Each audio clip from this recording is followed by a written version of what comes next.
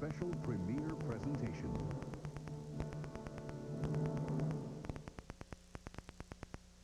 Hello, I'm George Bush. Join me for a special National Geographic presentation, The Lost Fleet of Guadalcanal.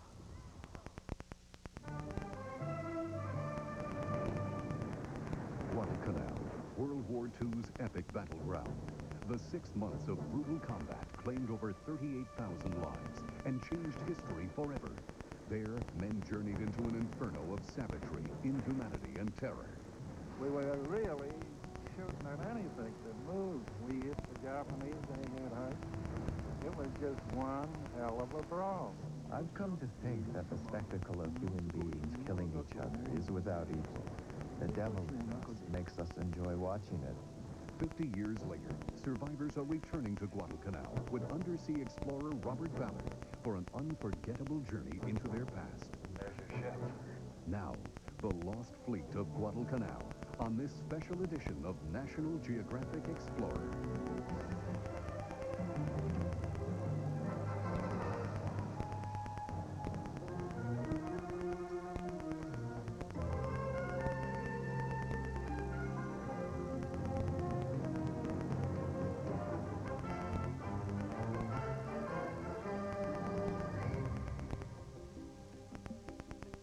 Explorer is brought to you by Ford and your local Ford dealer. Have you driven a Ford lately?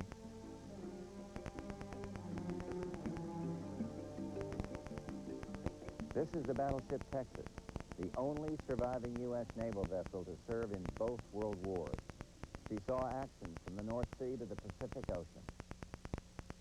Hello, I'm proud to be joining National Geographic in a tribute to those who served in the South Pacific, the men who fell in one of the fiercest battles of our time at Guadalcanal.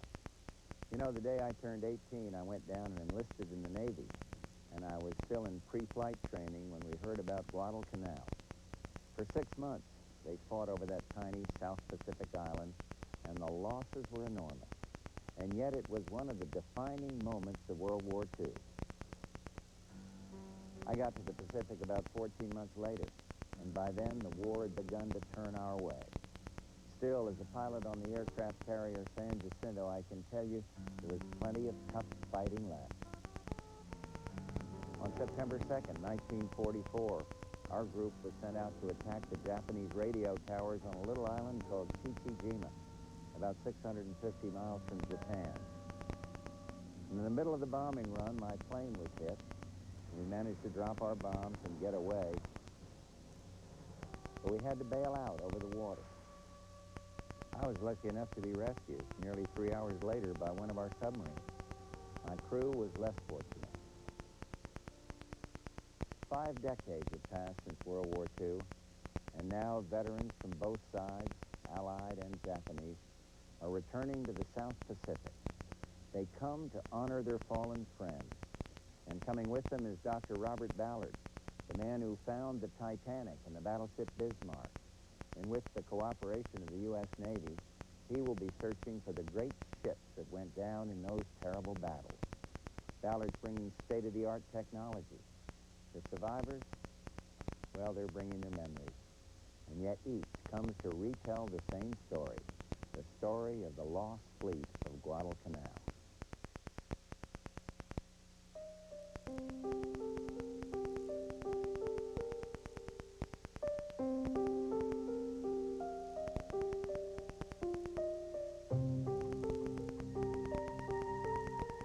In the beginning, Guadalcanal was simply an obscure island in the Southwest Pacific.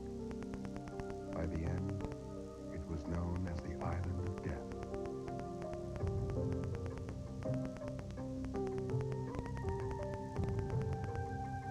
In 1942, a world war descended upon Guadalcanal.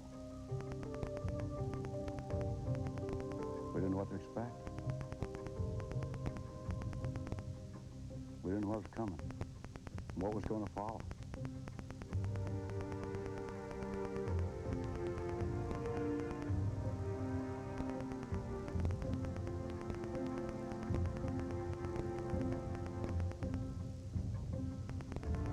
In 6 months of ferocious fighting, tens of thousands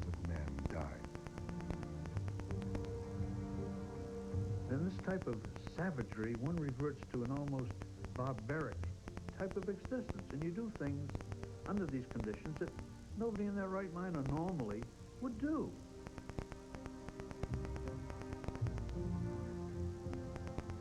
Every man was wounded in spirit, haunted by what he'd seen and felt. I looked at him, he looked at me, and he gave me a smile.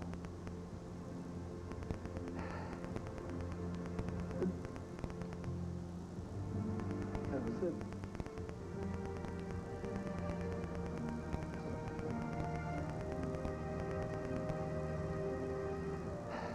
I hadn't told this.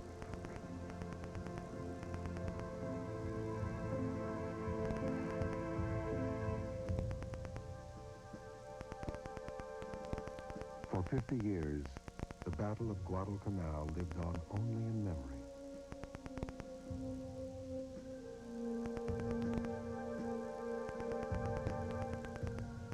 Until Robert Ballard, the explorer who'd found the wrecks of the Titanic and the Bismarck, came to the vast graveyard of ships that waited, unseen and untouched, on the ocean floor.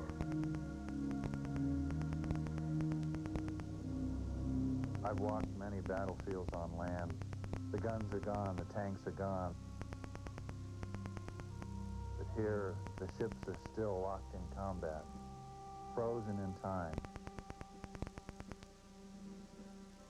They're like ghost ships, with the guns still at the ready, as if they haven't finished the battle, as if it's still going on.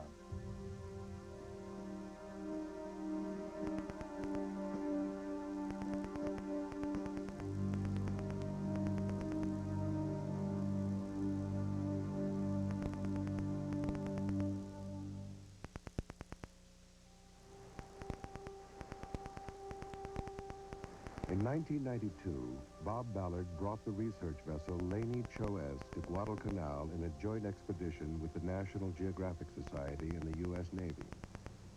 Ballard hoped to explore several crucial ships lost in the battle. In the chaos of war, no one had recorded exactly where they went down. His mission? To reassemble the fractured pieces of the past. Ballard's destination was a remote volcanic island in the Solomons chain of the South Pacific. His target area was the channel north of Guadalcanal, an area now called Iron Bottom Sound. There's no other place in the world like Iron Bottom Sound where so many ships sank in a single campaign. There's not just one ship down there that we're after, there are 50 ships.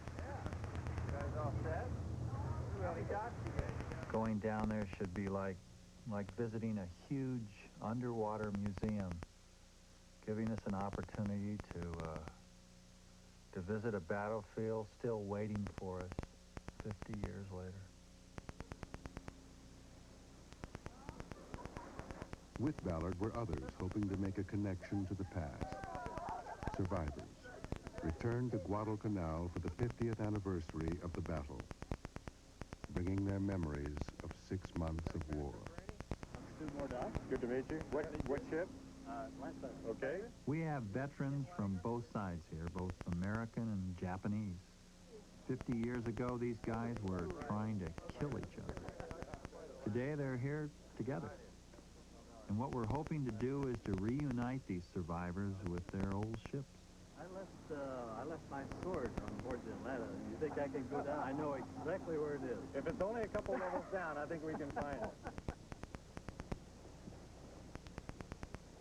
To probe Iron Bottom Sound, the Navy had equipped Ballard with a costly but somewhat temperamental collection of high-tech tools. The Scorpio, a remote-controlled undersea vehicle capable of sending video images back to the surface. And the Sequin, a free-diving submarine with a 3-man crew. Ballard would have just 18 days to explore and photograph the ships below, if all went well. We've got a lot riding on this expedition. The Navy's loaned us all this equipment, and they're expecting us to find ships. And veterans have come from all over the world to be here, so you know they're expecting to see their old ships. It's a lot of pressure. Probably the biggest challenge we've ever had.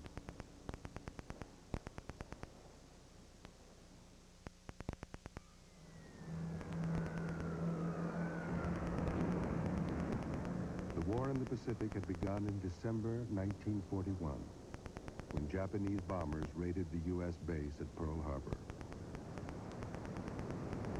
The architect of the Japanese attack was a man who did not want to go to war. Admiral Isoroku Yamamoto, the commander of the Japanese fleet, understood American military power. He had begged his prime minister to avoid war. Instead, he was ordered to plan an attack. If I'm told to fight, I will run wild and win victory after victory. After that, I have no expectation of success. At first, Yamamoto did run wild. In a few short months, Japan swept quickly through the Pacific, and the Allies suffered a series of shocking humiliations. The British garrison at Singapore fell to a conquering Japanese force a third its size. In February, Japanese planes demolished a port in northern Australia. On Bataan, 76,000 Allies surrendered. Even Emperor Hirohito noted, "The fruits of war are tumbling into our mouth almost too quickly." After 8 months of war, the Japanese occupied 20 million square miles of territory, 5 times more than Nazi Germany. In America, the nation mobilized as quickly as it could. My friend Henry Brunkhorst and I decided we were going to join the Marine Corps because everybody knew they were the first to fight. They were right. In Somerville, Massachusetts, 18-year-old Harry Horsman left home and headed for a war 8,000 miles away. When we left in early June, my regiment went by train. As it turned out, it was a Pullman train which had dining cars on it. So we went off to war in a blaze of luxury. Most of us had never gone beyond our home state borders. I was a world traveler. I had been to Vermont and New Hampshire, though, from Massachusetts. Among the others heading west were Lieutenant Commander Jack Wintle and his wife, Mary Clyde. We had a wonderful marriage. I was madly in love with him, and I think he was with me. And I've often laughed. He was so handsome. And I've had people say, "How did you get him?" Well, I had him. Their courtship in the mid-30s had been a storybook romance, the handsome midshipman and the Southern Belle.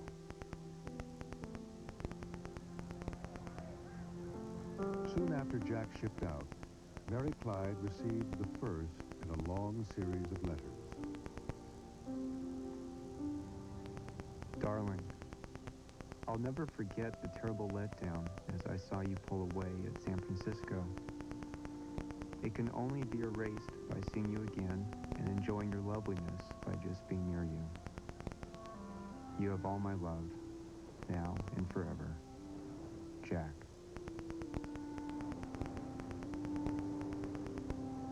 By the summer of 1942, scores of ships laden with thousands of Marines were steaming across the Pacific to stop the Japanese advance. Bert Dowdy, from Oakland, California, was a gunner on a destroyer, the Monson. There's more friendship on a smaller ship there is than a bigger ship. You have a small crew, counting the officers and men, and you get to know one another and you're real close. We were real buddies. We were gung-ho kids at that time. We had a lot of guts and we were ready to take on the whole damn world. Marine Harry Horsman was aboard a troop transport. Life on the transport is not a bed of roses. You're in each other's way all the time. It's crowded. Everybody initially gets dysentery.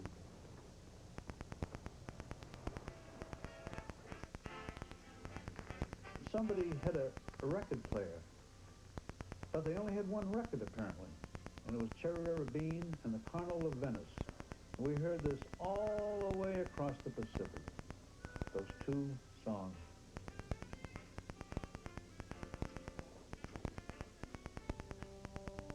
The commander of the Marines was General Archer Vandergrift, a soft-spoken Virginian of equal parts determination and optimism. He would need both. In July, intelligence radioed an urgent message. The Japanese were building an airstrip that threatened Australia.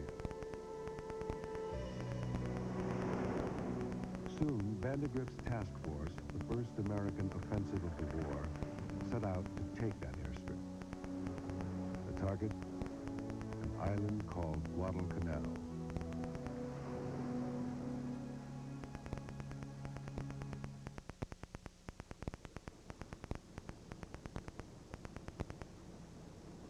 Nearly 50 years later, a very different expedition made Guadalcanal its target. Bob Ballard began his exploration of Iron Bottom Sound with a preliminary survey on a small ship called the Restless M. Okay, now swing it out. Ballard's main tool was a sonar fish, a device that bounced sonar signals off the ocean bottom. With it, Ballard hoped to map the positions of many of the ships lost in Iron Bottom Sound.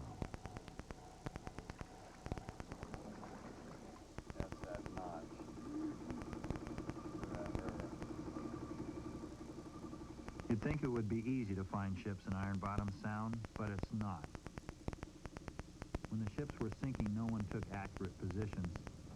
By nightfall, Atlanta rode to her anchor off Lunga Point. Right. But it was impossible to keep the ship afloat. The Japanese. What was going through their minds? Well, then you read the logs, and they were getting blown up, and fires were burning, and it's really hard to try to figure out where they might have taken their ships, because they're not where they said they were. So where did they go? Something big, with debris all around it. Even the most modern sonar is a very inexact tool. From the vague echo images, it was tricky enough for Ballard to locate a sunken ship, much less tell its identity. Well, we'll do it again. We'll get it right. After weeks of frustration for Ballard and his crew, an unmistakable shape finally appeared on the sonar screen. Oh, wow. Not a great looking one. But no, but what an echo. Yeah, exactly. We got it. We got it. From there to there is the ship. Finally. We got it. What a slog. Gosh, it put up a battle. God, did it ever? It put up a heck of a battle. How are we going to get a good picture of it? By the end of the first expedition, Ballard had found only a few ships, and even their identities were uncertain. The next year, he would still have to search for most of his major targets. Next, Guadalcanal is seized by Japan, and an Englishman trapped behind enemy lines becomes an Allied spy. The following geographic moment is brought to you by the Anheuser-Busch companies. We are as committed to a quality environment as we are to quality products.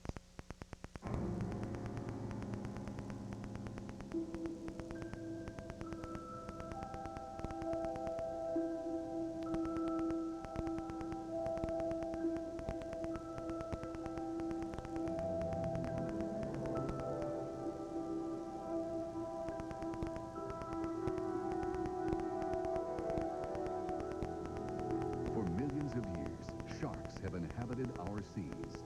Nearly 900 different species exhibit a surprising and spectacular behavior. No other creature elicits more fear and fascination.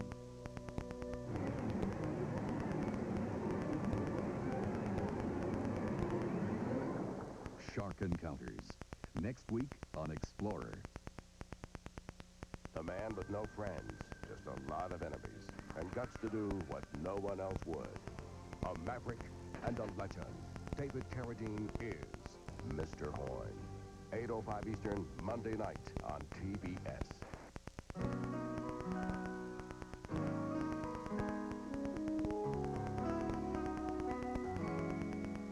When we were children, we were taught water is our friend. It cooled us off, quenched our thirst, and made the world around us brighter. Now that friend needs our help. Because the demand for water has become so great and the supply limited, we must all work to conserve and protect this precious resource. That's why at Anheuser-Busch, we've developed technology that allows us to reduce the amount of water we use by millions of gallons a year. We've even come up with a way to recycle the water we use. And whenever possible, we return it back to the earth. Water is a friend to us all, and keeping it that way for the generations to come is our pledge and our promise.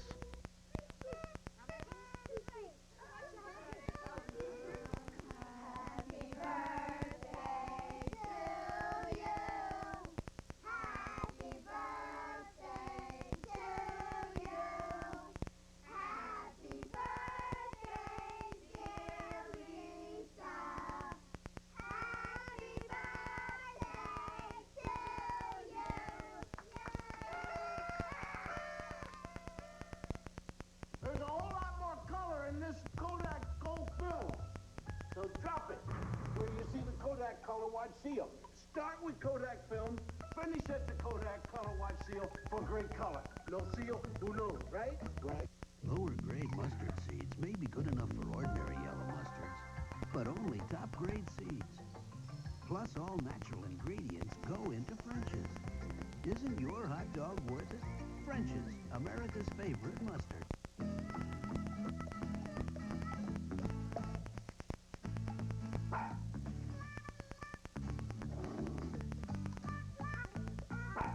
Aquafresh. Get some brushing helps keep them brushing.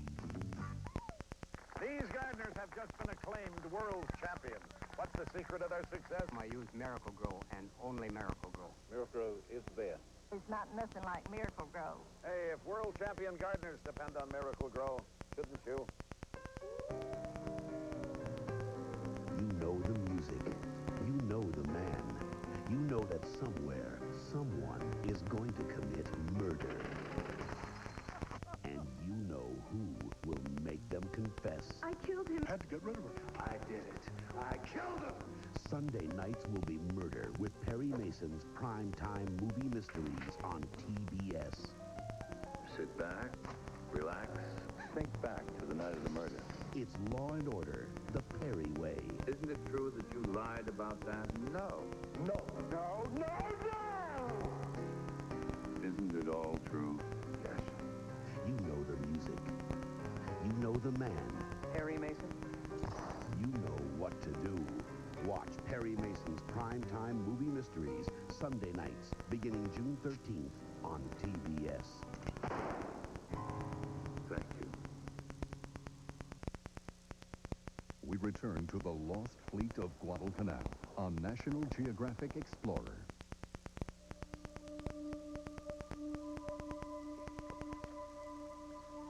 Before World War II, Guadalcanal was far removed from what was called civilization. The first wheel many Solomon Islanders ever saw came on the bottom of an airplane. Guadalcanal was an insignificant piece of the British Empire, a remnant of the era of English glory, run by the colonial service, which for decades had been attracting people like Martin Clemens. Clemens had studied at Cambridge. He was an aristocrat, but also an adventurer. Before the war, Clemens applied for a job with the colonial service, where he would get more adventure than he ever dreamed. Halfway through the interview, they said, "Oh, you like sailing, don't you?" I said, "Yes." "Well, how would you like to go to the Solomon Islands?" I said, "Oh, rather and rushed off home to find out where the places they were. But Clemens' days as a colonial administrator ended in mid-1942, when the Japanese landed on Guadalcanal. Clemens hastily organized a network of loyal scouts and moved into the hills. With only an office safe, a 300-pound teleradio, 190 carriers, and his 3-volume Shakespeare. Soon, Clemens would set up his teleradio behind enemy lines. The young man from Cambridge was now a spy. I got used to sleeping very lightly and waking at the slightest sound. But the main feeling was that we were entirely alone.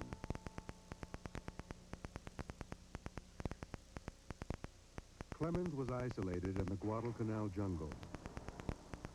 He was one part of a network called the Coast Watchers, men who reported on enemy activities from hideouts in Japanese territory. They soon became the Allied eyes and ears in the Solomons.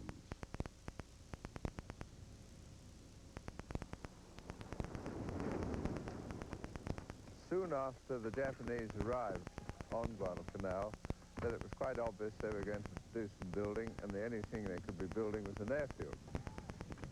I had quite a large squad of scouts keeping a very detailed check on it, and every new hut they put up, we found out what was in it, or every new gun, we worked out what the position was.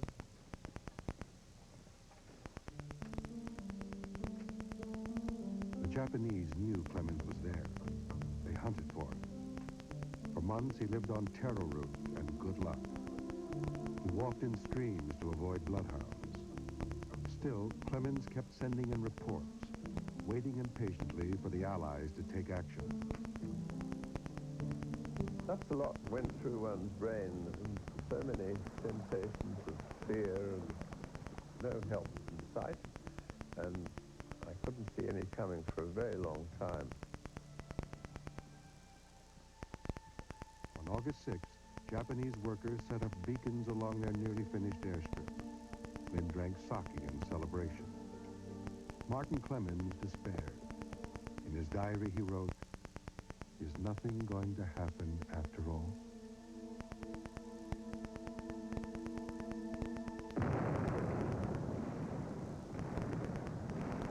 The next morning, August 7th, 1942, Allied ships began shelling the beach at Guadalcanal.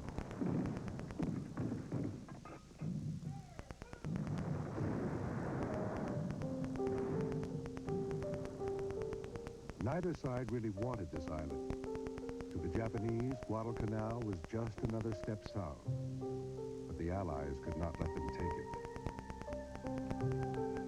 And so Harry Horsman and 11,000 other Marines found themselves heading toward shore to fight a battle that had to be won on an island that didn't really matter. We were greatly relieved to find out that nobody was firing at us once we got our foot on shore. Where the hell was the enemy? The landing was a cakewalk. The Japanese construction units at the airstrip ran for the hills, leaving the Marines to unload their supplies at what seemed like peace.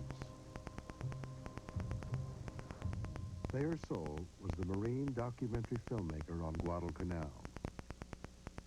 We came in with the first wave, no opposition, of course, and then some officer said, "Here, you aren't doing anything. Put that camera down and come and help move these boxes." We came up here with the absolute irreducible minimum of supplies. We were desperately in need of food, ammunition, everything else. Fortunately, the naval bombardment had done only superficial damage and scared the Japs out, but they left a whole great big locker full of all kinds of canned goods, tons of rice, of course.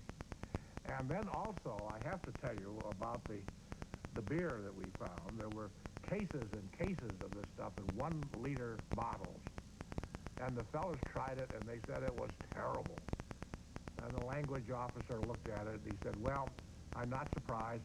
It's fly spray." From his hideout in the hills, Martin Clemens watched the Marines swarming over the beach. His months of starvation and fear were finally over. It took me an awful lot of thought to realize that I really had come down and I wasn't stuck in the bush forever. But we then had to face up to the problem of how we managed to contact the Americans.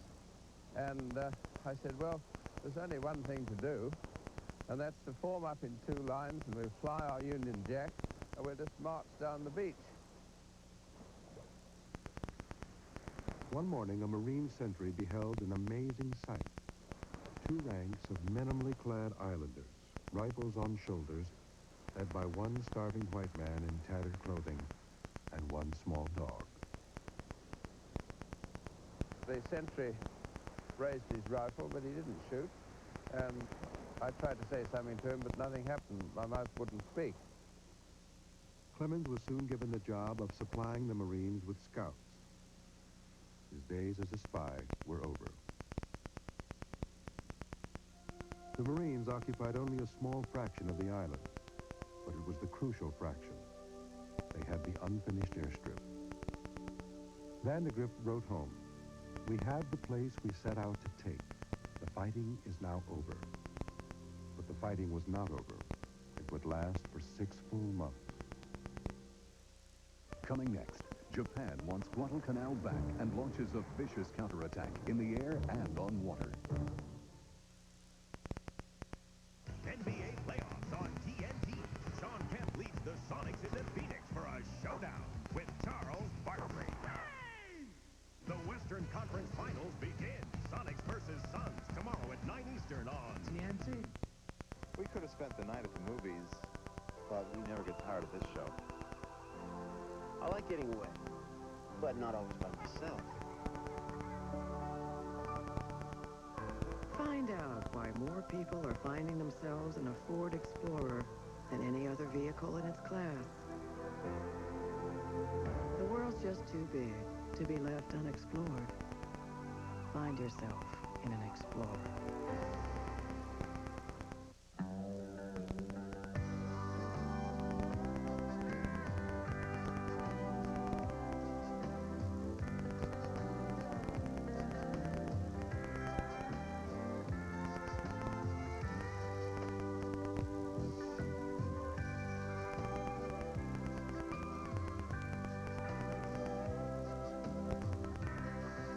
Call 1-800-528-1234 or your travel agent. Your best bet is a Best Western. You're watching The Lost Fleet of Guadalcanal on National Geographic I'm a nurse, and I'm a nurse first, and I'm an Aetna employee second. The care is first. You know, is that patient being handled appropriately? I would hope that we would all care about patients the way we would ourselves or our own family members. And that's the way I see it, that, you know, that's my job.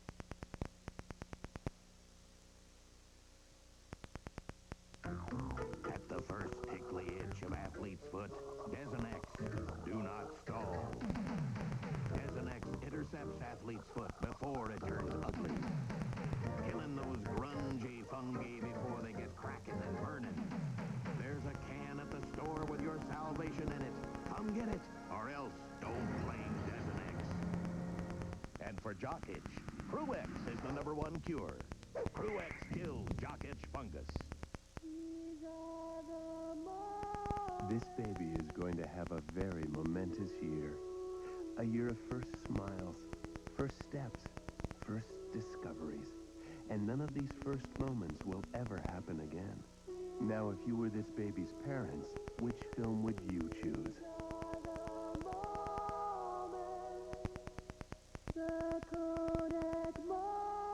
Aren't all your moments worth Kodak film? Now, back to The Lost Fleet of Guadalcanal on National Geographic Explorer. At the Japanese base in Rabaul, 600 miles away, life was not greatly disturbed by the landing. Yamamoto expected to wipe the Marines off the island with one brush of the armored sleeve.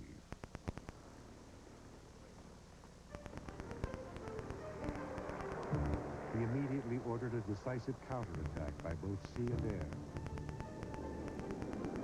Fighter pilot Saburo Sakai was part of the raid. One of Japan's leading aces, Sakai had already shot down 54 enemy planes. After nearly 4 hours, he reached the Allied landing force of 60 ships. We have never seen such a large enemy fleet. How magnificent, I thought. A swarm of American fighters zoomed off aircraft carriers to meet the threat. Sakai soon squared off with an enemy pilot. He and I got into a one-on-one dogfight. I aimed and shot at the Grumman from behind. Suddenly, his plane slowed down. Engine damage. Then I saw something terrible. I saw for the first time a wounded opponent who was tormented by my efforts to kill him and the possibility of death. How sad, I thought. But then I thought, this is war. You've got to do this. So I dropped back behind him, aimed and squeezed off a burst of my 20mm cannon. His canopy blew up.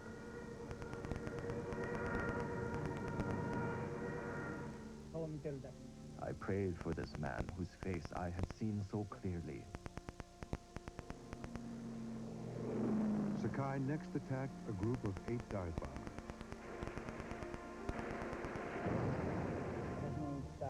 One I shot at went down. At the same instant, their bullets began jolting me. My canopy exploded with tremendous force. Got shot, I thought. Then I spun down. The inside of my head turned pure white. I thought, killed in action, killed in action, killed in action.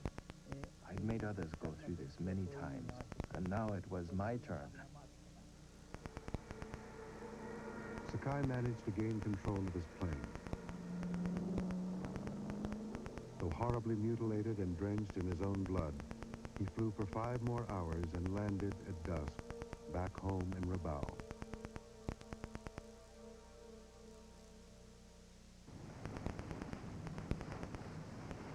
Even as Sakai's squadron limped home, a Japanese striking force was steaming south.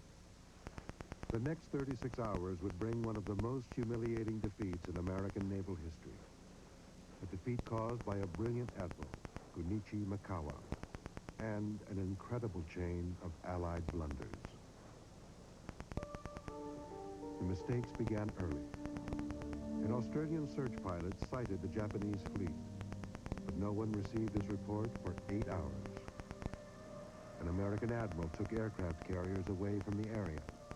Another admiral assumed the Japanese would only attack by air. A third admiral sailed off to a meeting. While Mikawa, still undetected, raced at flank speed for a night attack.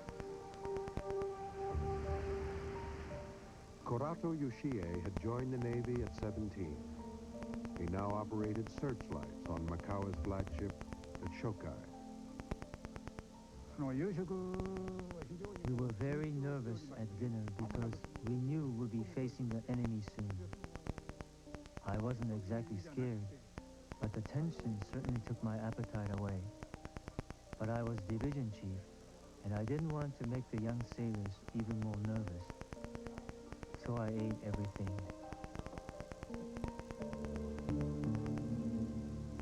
The Allied commander had made the mistake of dividing his force into 2 groups to the east of nearby Savo Island. Undetected, Mikawa crept closer and closer to the southern group, sliding by an American lookout ship at whispering distance. Everyone was in their battle positions. The only sound we could hear was the screws of the ship moving through the water.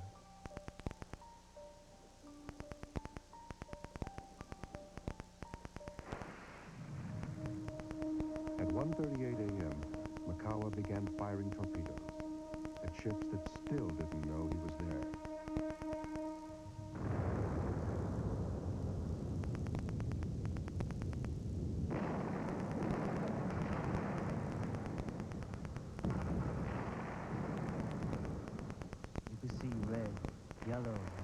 the sky. Although it was right in the middle of the fighting, I thought, how beautiful.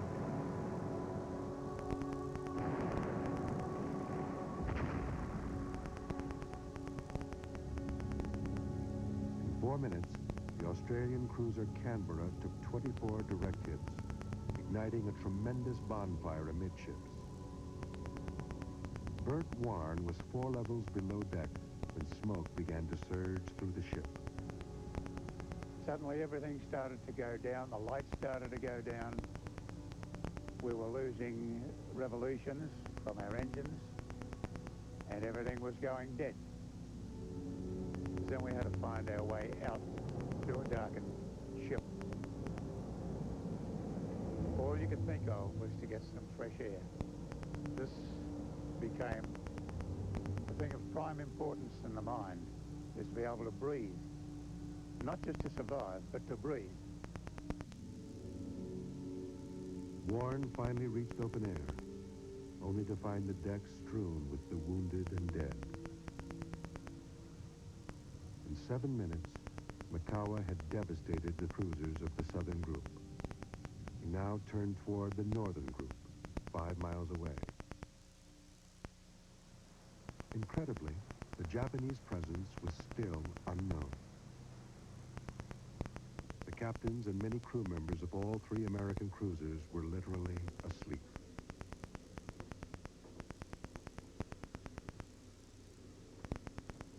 Petty Officer Leonard Jocelyn was in his bunk aboard the USS Quincy. When General Quarters sounded, I jumped out of my bed and into my clothes and lighters. I went to the signal bridge. And then a row of shells went right across the bow of our ship. Then a row of shells up through the stern of our ship. We could see them coming. And they were just like red lanterns coming right straight at us. And it seemed to me like it's coming right straight at me. The Quincy somehow managed to return fire on the Chokai. But soon the Japanese bombardment became overwhelming. I says, everybody down. And when we was laying down, one of the officers came out of the pilot house on the other side of the ship, and he came out, they said, let's be men, not mice. So I thought how I'd like to be a mouse. And he no more said it when he got hit with a shell. All 3 cruisers in the northern group were soon reduced to flaming ruins. Makawa now controlled the sea. Close by were 22 defenseless American transports, still half-loaded with food and ammunition desperately needed by the Marines on Guadalcanal. Thayer Soule was on one of the transports. You could hear the thunder rolling across from the gunfire. And then it was quiet, it was dark, and one plane up above us, they dropped a flare, and all the transports were silhouetted against that light. And we knew the Japanese ships must be over there. And Captain Perkins said, well, this is it. Nice to know you fellas. The shells are on the way. But no shells were on the way. Makawa could have ended the entire campaign by destroying the transports, but he failed to finish the job. Convinced his victory was complete, he headed home. On this night of Allied blunders, the final mistake belonged to the Japanese.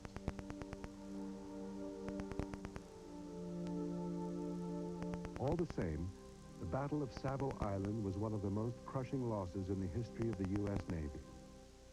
In less than 40 minutes, Makawa sank 4 of the 5 Allied cruisers, damaged the 5th, and killed over 1,000 Allied sailors.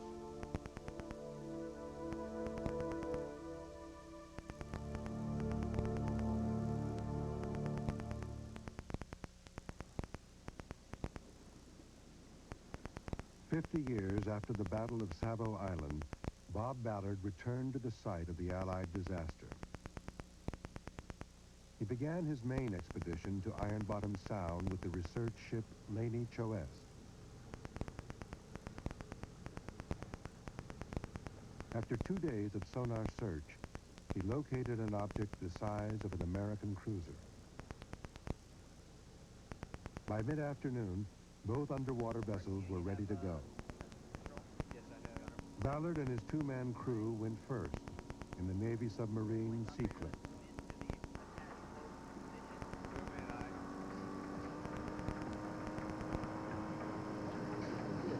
Control Seacliff. Request permission to submerge when tremors are clear, over. Seacliff Control, roger. Request permission to submerge Seacliff. Control Safety Office, submerge Seacliff. Roger that. Seacliff Control, you have permission to submerge. Control Seacliff, my vents are open, my vents are open. The crew lowered the robotic vehicle Scorpio 20 minutes after the Seacliff submerged. The Scorpio would provide the light needed for the Seacliff to film in the deep sea.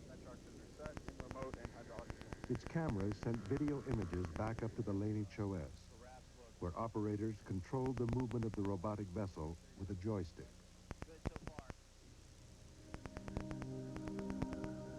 Altitude 370, separator 63. When you dive, you're heading into the unknown. So what are you going to find there? What's it going to look like?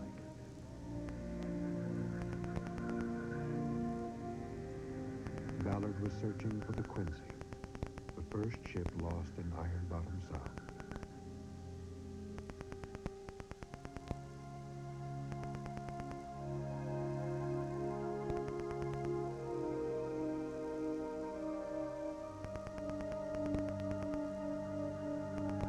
We have a sonar contact.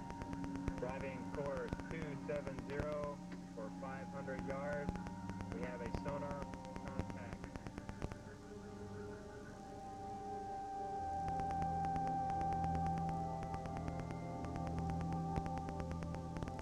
You can sense it when you get close. You follow a trail of debris that leads you right to the ship.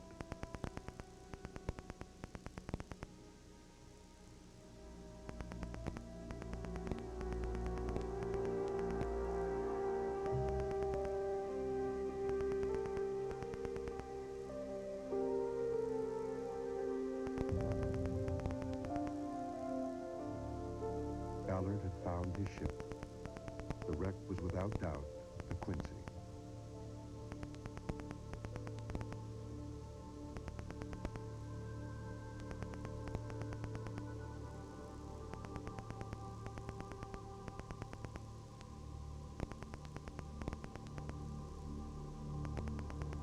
We're coming in on the back of the bridge. Now, if we can just drop down a little. Scorpio's in a good position, so you can see its light shining in.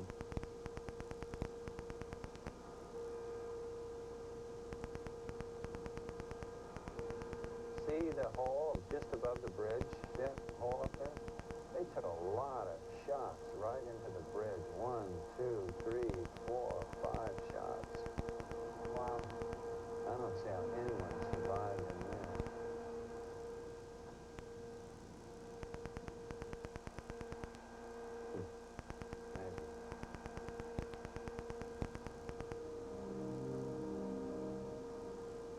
Whenever you dive on a ship for the first time, you start to wonder who was aboard. It becomes very special. It becomes very lifelike. And you have these encounters. There were people, young people. So many of the people who died here were just kids. When you think about that.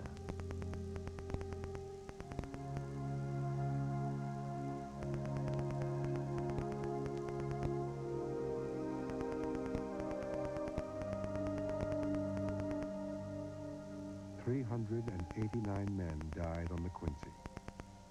One of the survivors was Leonard Jocelyn.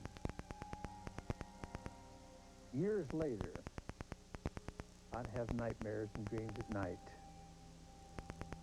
And I would see the ship coming into port. I'd see the men waving. I could see the signal bridge. I knew that I was supposed to be up there. but the ship would fade away. And I'd try to catch it at another port. And the same thing. I could see the men waving, the signal bridge. I knew I was supposed to be up there. But the ship would leave me. And then the dream would fade. But many times, years later even, I would dream of this ship and the men.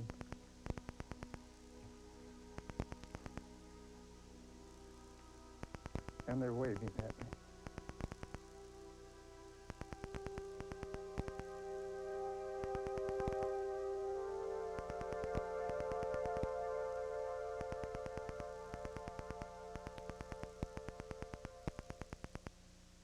Next, stranded by the U.S. Navy's defeat at Savo Island, the unprotected Marines dig in and wait. The Discover card invites you to test your knowledge of the world with National Geographic Atlas. Today, the southern part of the Solomon Islands chain makes up an independent nation. The northern Solomon Islands are governed by which country? Australia, Great Britain, Papua New Guinea. Stay tuned for the answer right after this. If you find the interest rate on your credit card to be rather high, you should know about Smart Rate from the Discover card. With Smart Rate, the more you choose the Discover card when making purchases, the lower your rate can be. And the Discover card still charges no annual fee. Now doesn't that put everything in a whole new perspective? Smart Rate, currently as low as 14.9%. It pays to Discover, the card that pays you back. And now, the Atlas answer. Papua New Guinea. Lying in the western Pacific Ocean, northwest of Australia, the Solomons' northernmost islands are part of Papua New Guinea. The southern islands, including Guadalcanal, gained independence from Great Britain in 1978.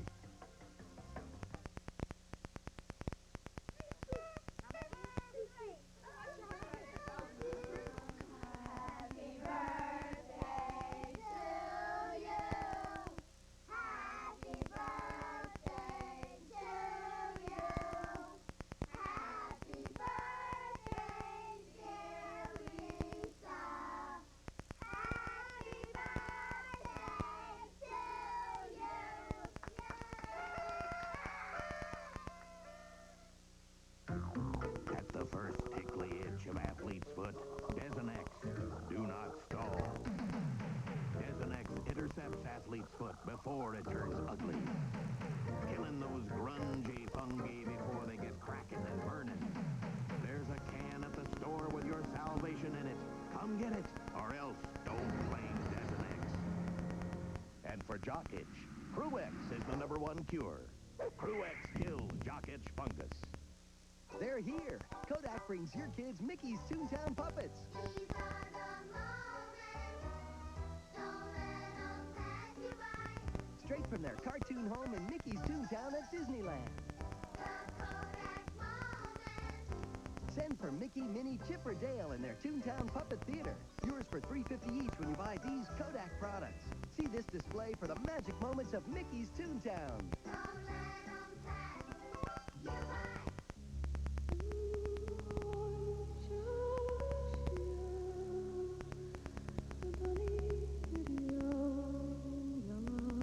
Volkswagen introduces 3 new cars, each engineered to recharge the human spirit. The Passat V6 Touring Sedan, the V6 Corrado, the new Eurovan. Now at special lease rates at your Volkswagen retailer. We return to the lost fleet of Guadalcanal on National Geographic Explorer.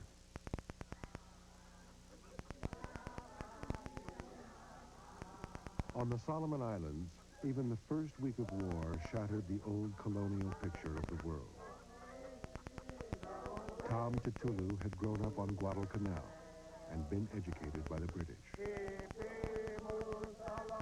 We were taught by the missionaries that the British Empire is the greatest and the most strongest empire after the Roman Empire. And then the war broke out with Japan, and we are told that not to be scared of the Japanese because the Little Yellow Man is no match to the British Navy and the Allied forces. Tom Tutulu, like many Solomon Islanders, worked with the Allies. Tutulu was a porter. When all this modern equipment and transport arrived, it's so amazing that we just can't understand it, and it really affects our lives, you see. A change overnight.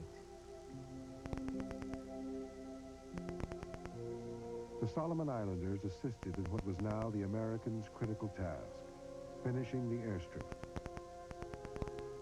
The Battle of Savo Island had crippled the Navy, so the Marines were totally vulnerable to attack by air and sea. The airstrip was still a muddy morass of ruts and bumps, but it was the Marines' only hope for defending themselves. Before the war, Arvell Jones had worked at Universal Studios. He now found himself a long way from Hollywood. We arrived at Henderson Field to set up the airfield and get it operational. We were totally unprotected there. Until we got planes of our own in the air, the Japanese planes could just waltz in and attack us anytime they felt like it. It was very scary.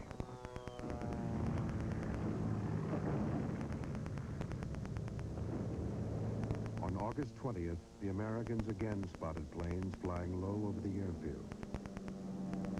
We thought it was another of those bombings that we've been having and strafing attacks. And we looked up, and here is the ocean blue airplanes of the United States of America. And we started to holler, "They're ours, they're ours."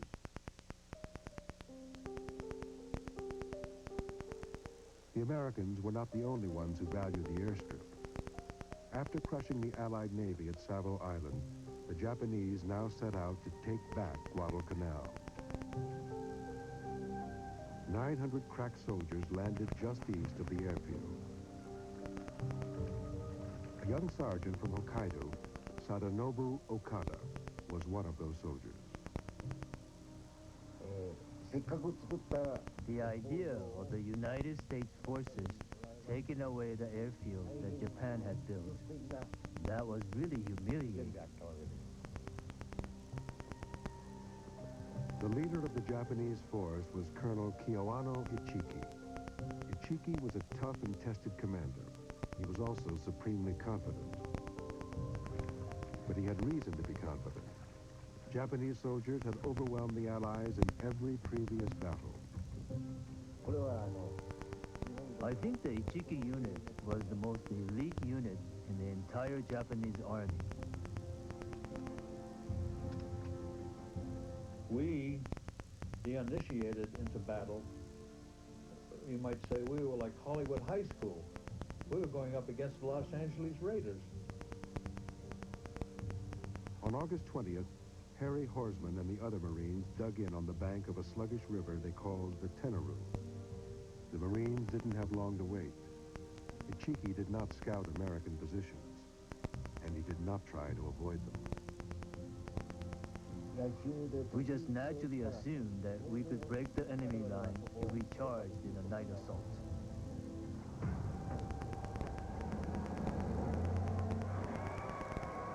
The Japanese made their initial charge with this wild screaming.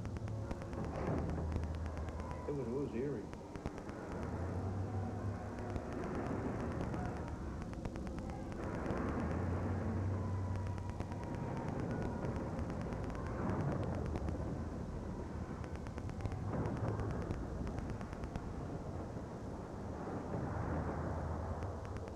I was hit in the mouth by a shotgun. I heard a faint sound, like a click. Then I felt a bullet. My jawbone was tough enough to block the bullet, but then I had to dig it out with my fingers. When the first casualty that I had experience with was a chap named Rogers, and when he was shot, his brain and his blood spattered all over another fellow and myself. There was settled a little bit to the rear of them. And I think now the only thing that I can remember was, Jesus, Roger's got it. Ichiki sent waves of attackers crashing against the American lines, using bayonets against machine guns, tactics which had always served the Japanese well.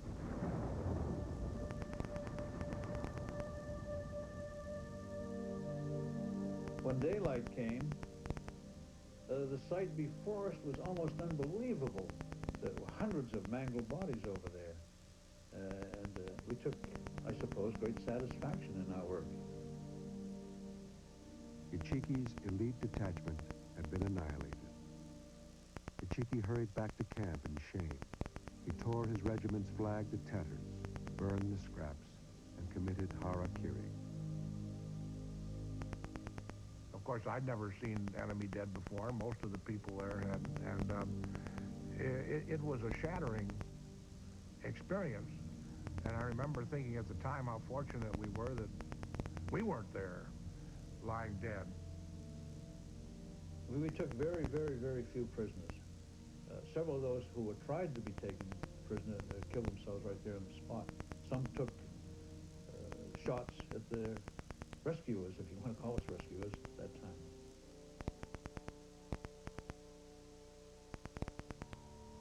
I think our immediate reaction was that we realized that this was going to be a different kind of war.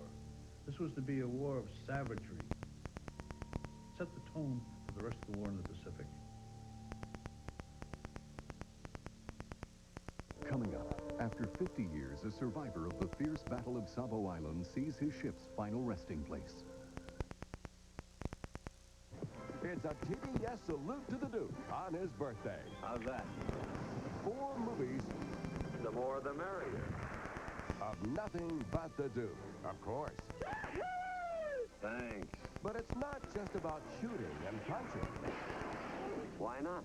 It's also about a sensitive guy who just likes to blow things up. I ought to know. TBS salutes John Wayne, beginning at 8:05 Eastern Wednesday night on TBS. This baby is going to have a very momentous year. A year of first smiles, first steps, first discoveries. And none of these first moments will ever happen again. Now, if you were this baby's parents, which film would you choose?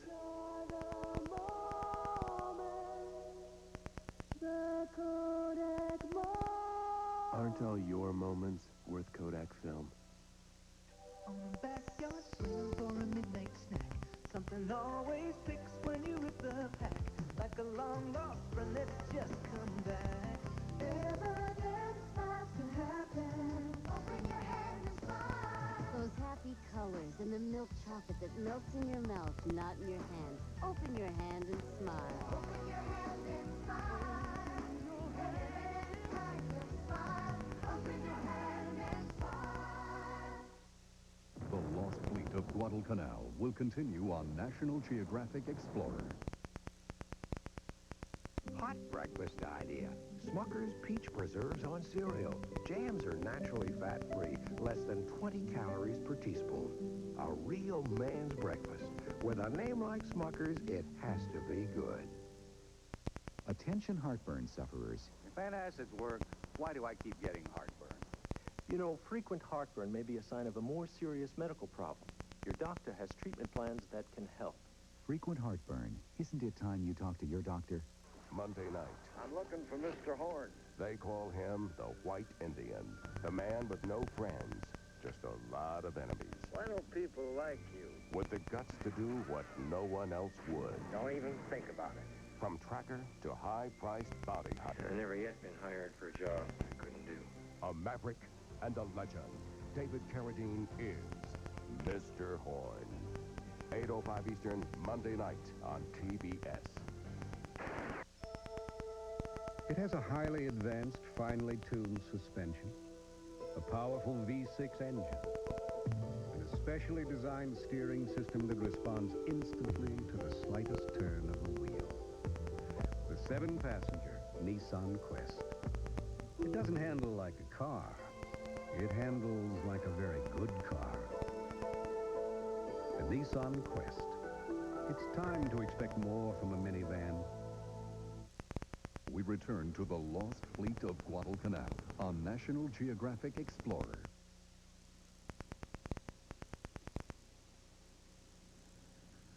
By day 6 of the expedition, Ballard had found 5 ships. Survivor Burt Warren joined the crew as the robotic vehicle Scorpio approached his old ship, the Canberra.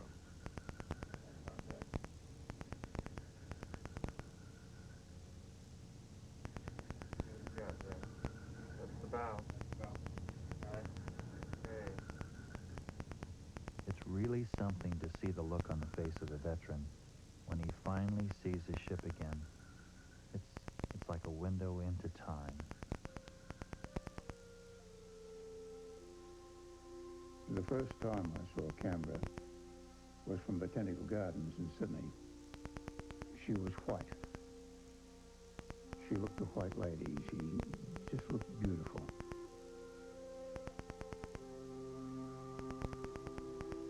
And because she was named Canberra after our capital city, the people of Australia said, well, that represents Australia. They had a particular affection for the ship. And not only that, they had a good bunch of sailors on board. And when they got ashore, they didn't create a great deal of trouble.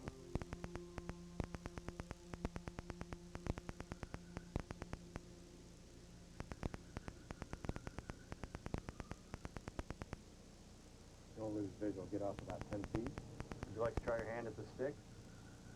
I'll let you sit in the chair if you want to try. I think you might have to steady your hand on me. Well, I trust this fellow to do it. Well, he'll be right next to you. We'll give it a try. Okay, well, I'll get down there and we'll try. Why don't you move in this side, please? Part right here, bring it up and down.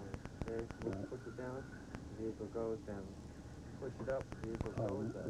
Like a toggle switch. Exactly. This is where I spent the last of my time down in this area, you see. I like to get up close to the gun turret. Okay. So I'm pretty well right over the edge of the deck here. Okay, go ahead and pull back. I think we're a little bit high. There we are. Pull back again a little bit more. Watching the ship through the screens of what it looks like now, I kept getting flashes back. The men that we had to leave down there, that we couldn't get off. They were too badly smashed about to move. And of course my thoughts were for those too. And I wondered just what does happen to them when they're down there to there.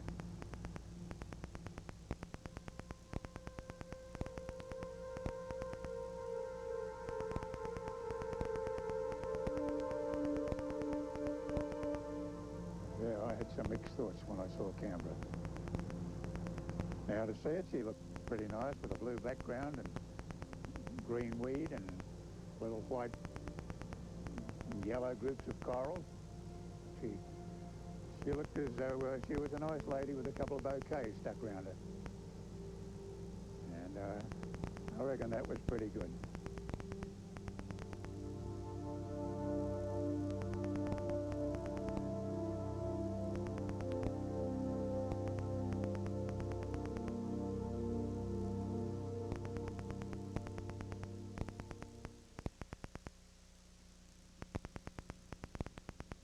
In September 1942, Jack Wintle's letters from the South Pacific began to reach Mary Clyde and their children back home in Louisiana.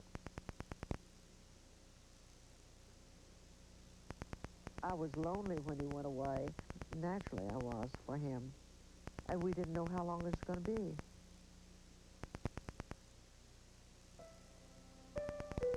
Mary Clyde Wintle and her daughter Jackie came to Guadalcanal on the 50th anniversary of the campaign.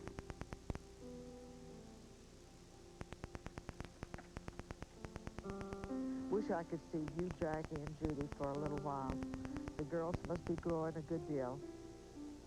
One thing that has impressed me so terribly much is... One thing that has impressed me so terribly much is the extremely small value of material things compared with the greater things, such as a chance to live,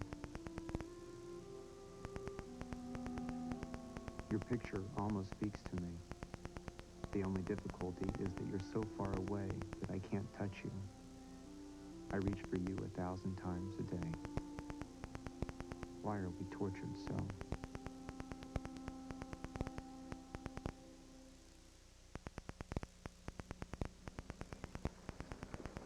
For the Americans on Guadalcanal, loneliness was the least of their problems. Victory at Tenerife River did not feed the Marines. The lack of supplies soon became agonizing. Rations were short. Supplies were short. Everything was short, except the rain, except the bugs, except the malaria that made its appearance, dysentery. You were fighting these elements as well as the enemy. It was a total hellhole. We lived in squalor, absolute squalor. We slept in our little pup tents, floorless pup tents, on our back in the mud. Breakfast was thin gruel, and the other meal was rice. Socks and underwear were distant memories. The malaria caseload numbered in the thousands. The sick, hungry, exhausted Marines seemed to be sliding toward their ruin. General Vandergrift wrote, "Day by day, I watched my Marines deteriorate in the flesh."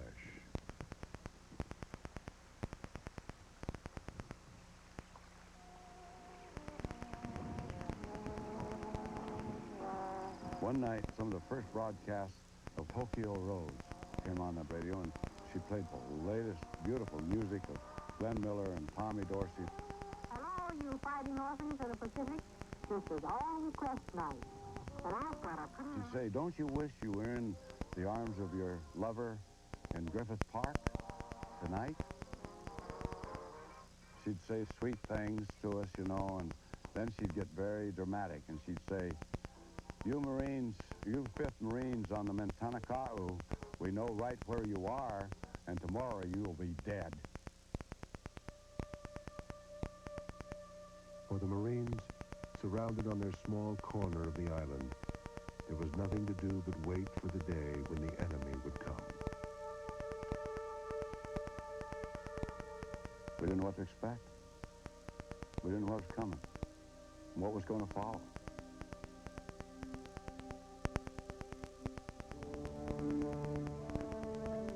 As summer turned into fall, the Japanese began loading ships for an overwhelming new offensive. After the shock at Tenerife, the first defeat for the Japanese army, Yamamoto realized that this remote jungle island was of immense importance. Night after night, he shipped massive reinforcements to Guadalcanal for what he hoped would be the decisive battle in the Pacific War.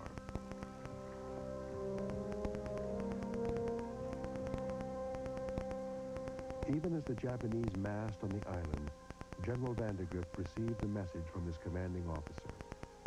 It said, the Navy, fearful of losing more ships, could no longer support the Marines on Guadalcanal. The Marines were on their own. And a handwritten note accompanied the official one. If worst came to worst, Vandergrift was authorized to surrender.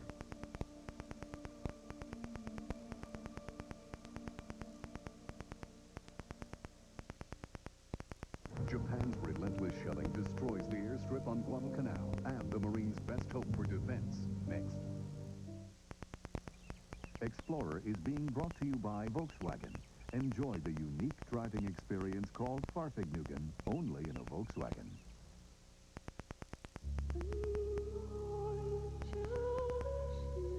It's a car. It's also a Volkswagen.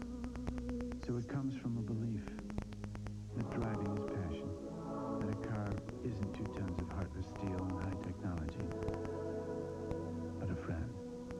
The new V6 Passat Touring Sedan. Now at special lease rates at your Volkswagen retailer.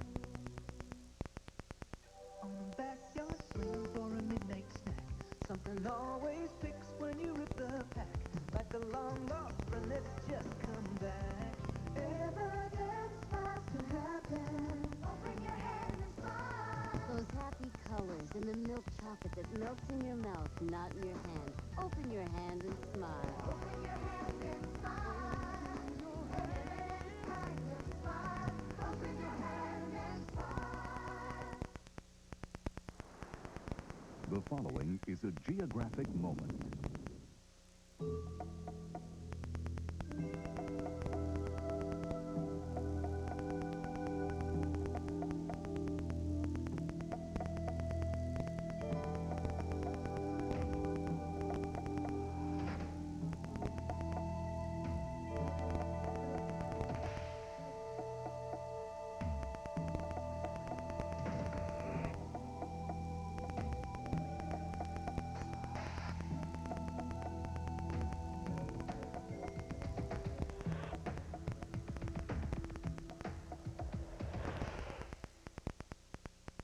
You're entitled to freedom of speech, freedom of the press, the right to bear arms, even the right to sue. Call your local cable company and say, tune me in. Ask your cable company about the world's first 24-hour cartoon network. When you feel inspired or you're catching rays, laughing all at the beach or at a matinee, when you take a ride and lose your way, evidence has to happen. Open your hand and smile. Those happy colors and the milk chocolate that melts in your mouth, not in your hand. Open your hand and smile. Open your hand and smile. Open your hand and smile. Open your hand and smile. What happens when you crash a car at 35 miles an hour? You get airbags, safer fuel tanks, child restraints. The Insurance Institute for Highway Safety, co-founded by State Farm, helped make these and many other safety advances possible. And now State Farm is helping to fund a new safety research center for the Institute. We want to help make sure that the only accident you ever have is one you can walk away from.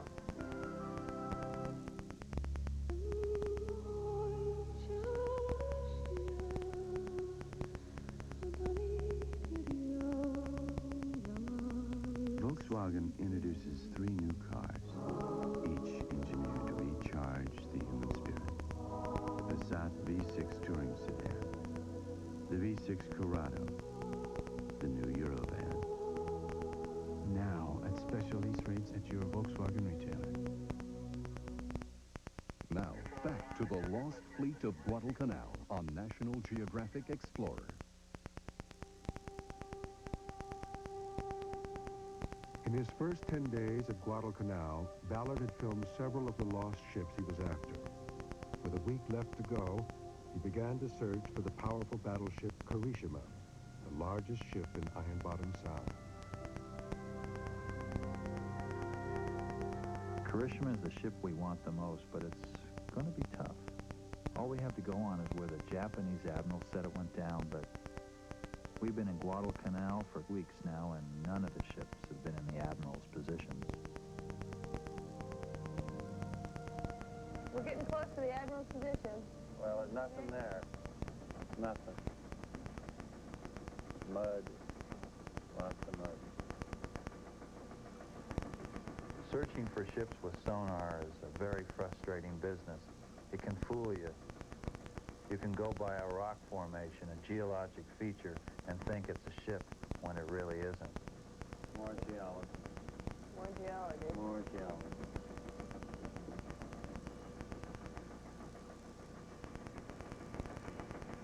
Yeah, we got something.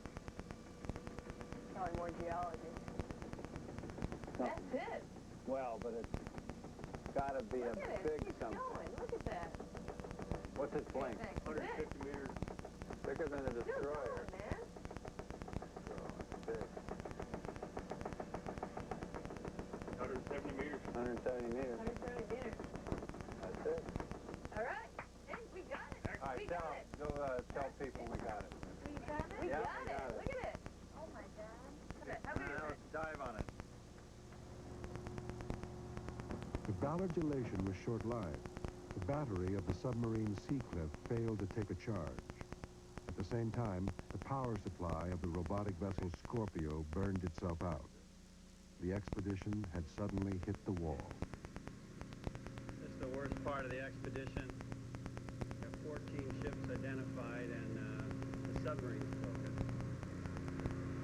The Scorpio's also broken, so we can't get any of our assets down, and we've got less than a week to go.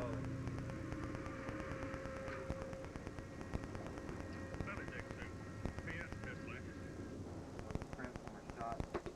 You don't have another one? No, we don't have any spares on board. Oh, let's take a look at it. God, that's cremated. You got some of this back at home?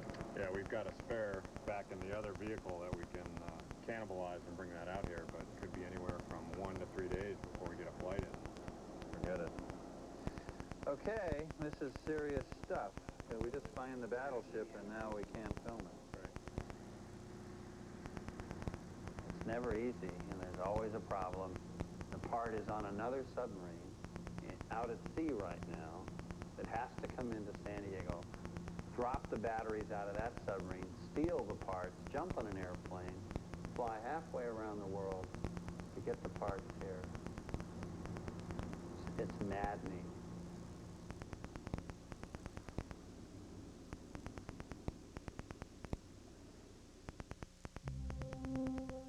Years earlier, the Marines on Guadalcanal faced impending disaster.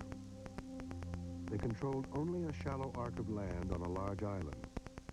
The Japanese ruled the sea, cutting off Allied supplies.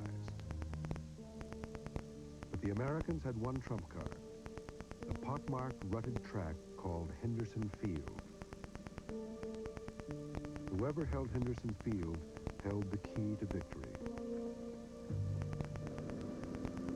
The airfield was called an unsinkable aircraft carrier, until the night that Admiral Yamamoto's battleships tried to sink it.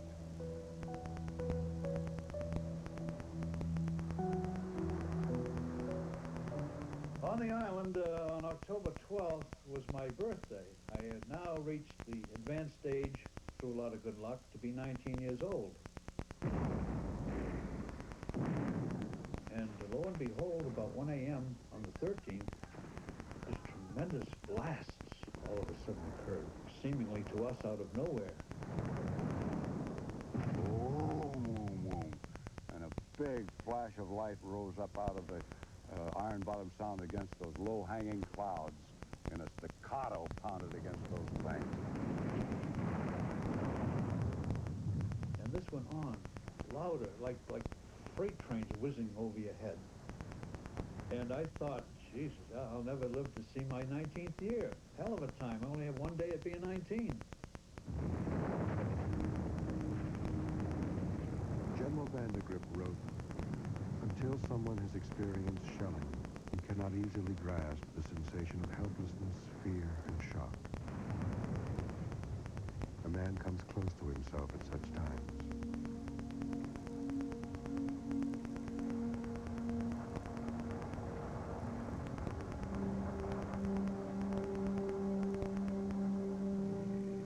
The next morning, the Marines crawled out of their foxholes to find Henderson Field a wreck, their radio station destroyed, most of their plane fuel blown up. A hit on a ration dump had spangled the landscape with shards of spam. Most of the American planes were either damaged or destroyed. They fired 973 14-inch shells at us that night, and they tore that airfield up, they tore our airplanes up, they tore everything up.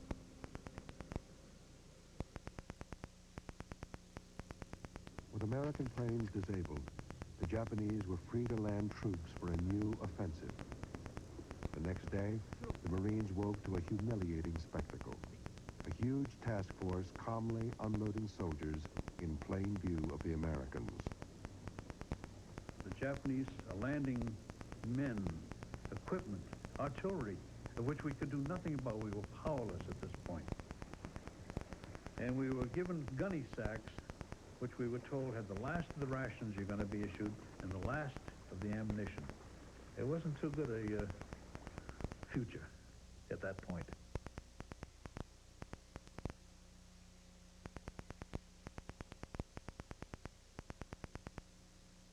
The Japanese army soon launched its offensive, sideways. Their plan was complex, to march all the way around the Marines and attack from behind. On October 16th, the Sendai Division began their march. They ended up chopping trails through a trackless jungle, completely losing some units and exhausting the rest. After 3 days, they sharpened bayonets, expecting to fight the next morning, but couldn't find the enemy for 5 more days. Finally, on October 24th, at least some of the Japanese force attacked the ridge just south of Henderson Field.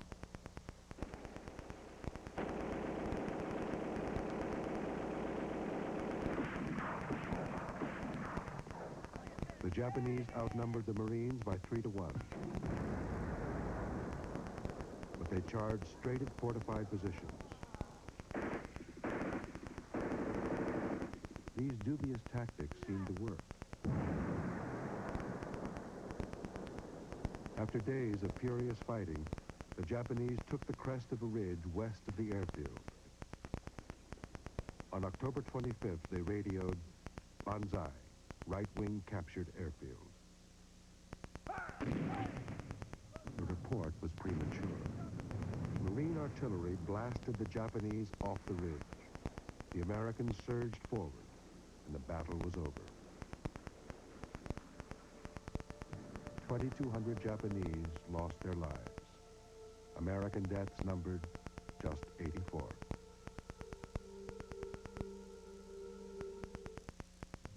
Coming up next, Ballard suddenly faces a battle of his own as a dive takes a potentially deadly turn. Monday night. I'm looking for Mr. Horn. They call him the White Indian, the man with no friends, just a lot of enemies. Why don't people like you? With the guts to do what no one else would. Don't even think about it. From tracker to high-priced bounty hunter. I've never yet been hired for a job I couldn't do. A maverick and a legend. David Carradine is Mr. Horn. 8:05 Eastern, Monday night on TBS. I was in town for business, and thanks to the rental car, I have time to stop by the old neighborhood. The place hasn't changed a bit. Room for one more?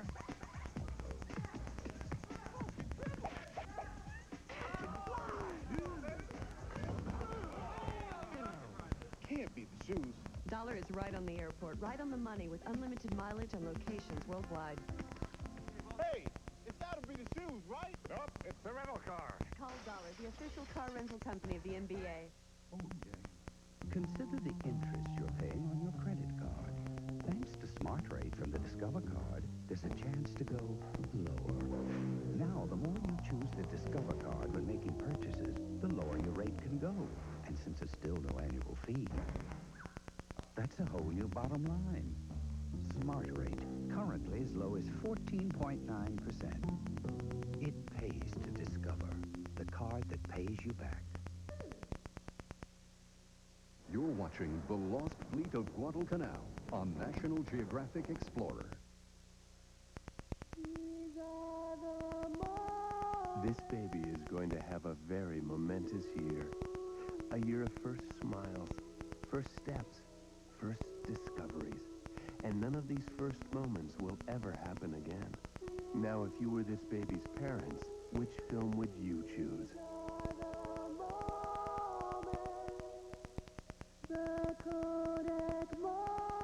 Aren't all your moments worth Kodak film?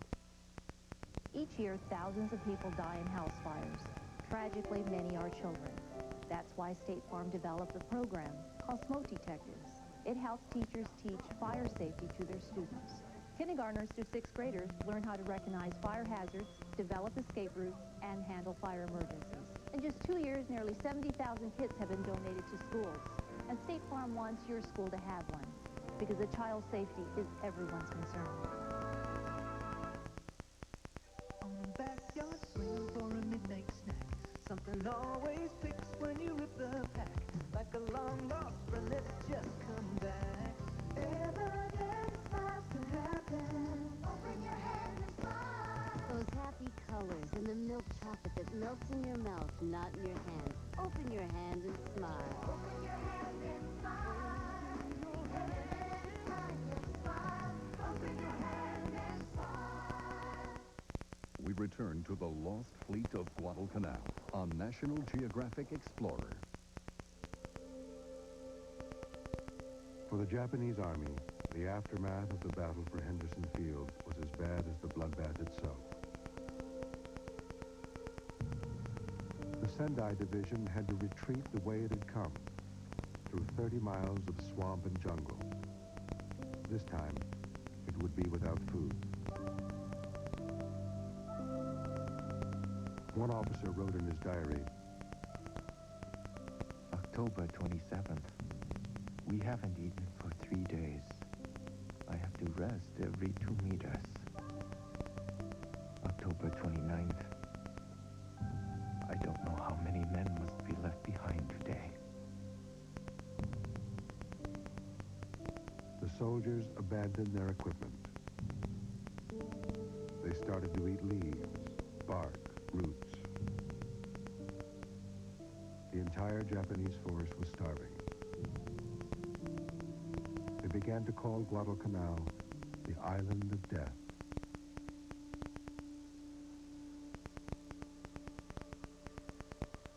I wonder how long this will last. It makes me feel like a little bird in the rain.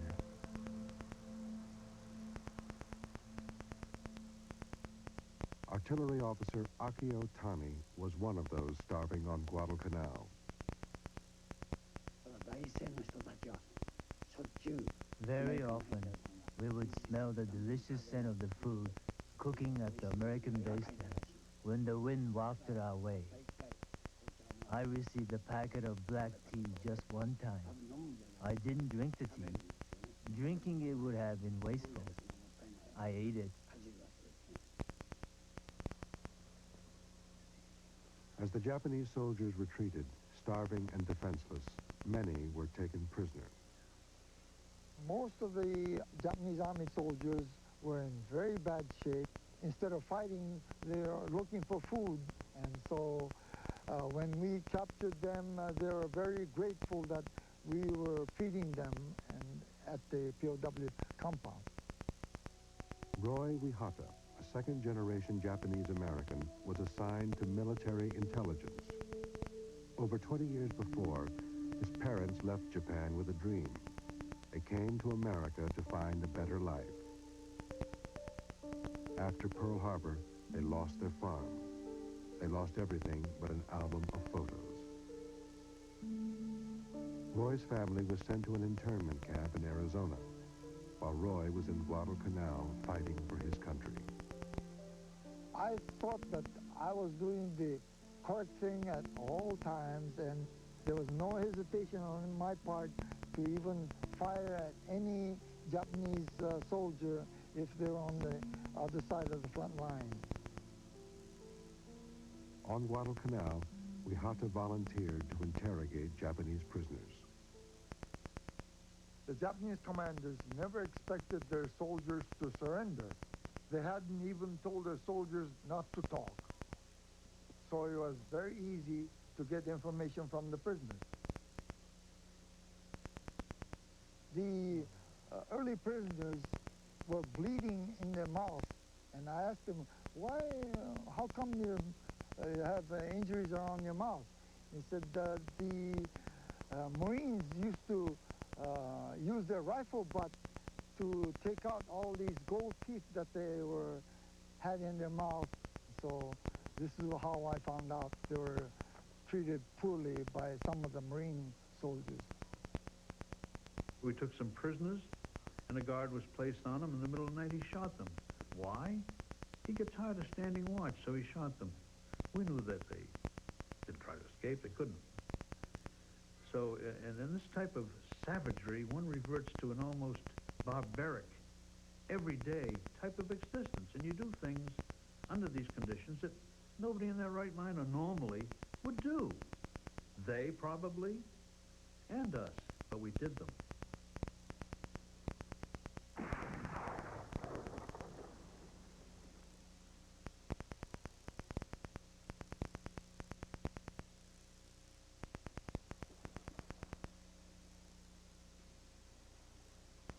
The island of quiet villages, after only a few months of war, had become almost unrecognizable to Tom Tutulu and the other Solomon Islanders. When we went to war with the Allies as a porter or as a spy or as a scout, we just don't understand what it's all about. This an American war, it's a Japanese war maybe, but it's not a Somaliland war, you see. But as they landed on our shores, then we're caught in it. And of course, we think that we're helping the Allies without realizing what it's all about.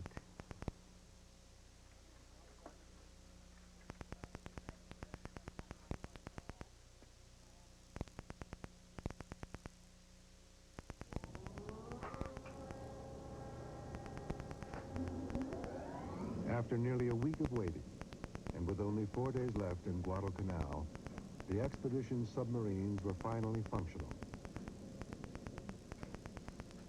Ballard prepared to dive just before dawn.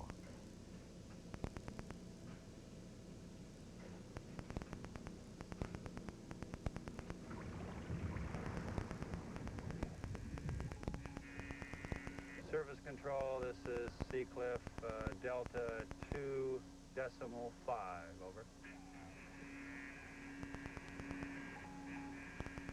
As we dive, we try to occupy ourselves with our equipment,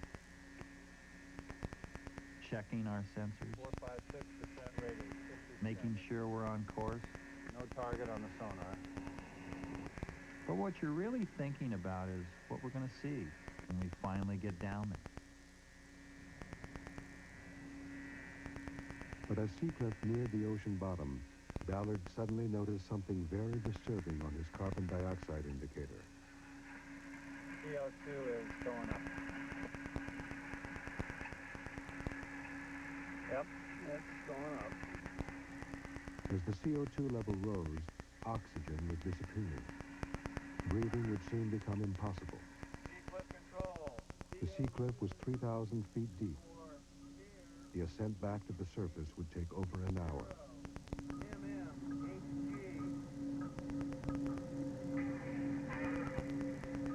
A backup meter confirmed the danger. Control Seacliff. CO2 continues to rise. Request permission to terminate. Over.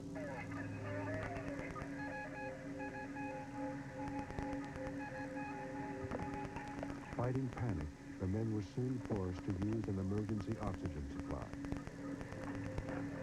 Control Seacliff. Donning TBS. Over.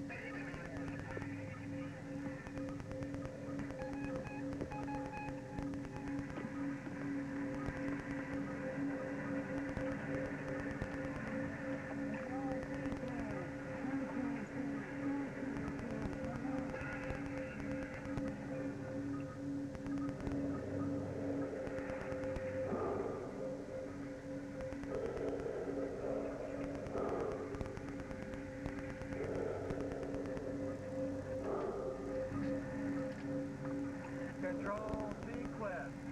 Rose departed from face shield. Expedite.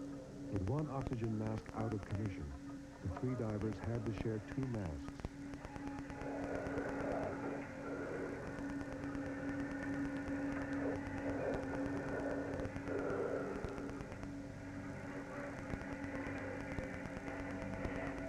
With agonizing slowness, the Seacliff rose toward the surface.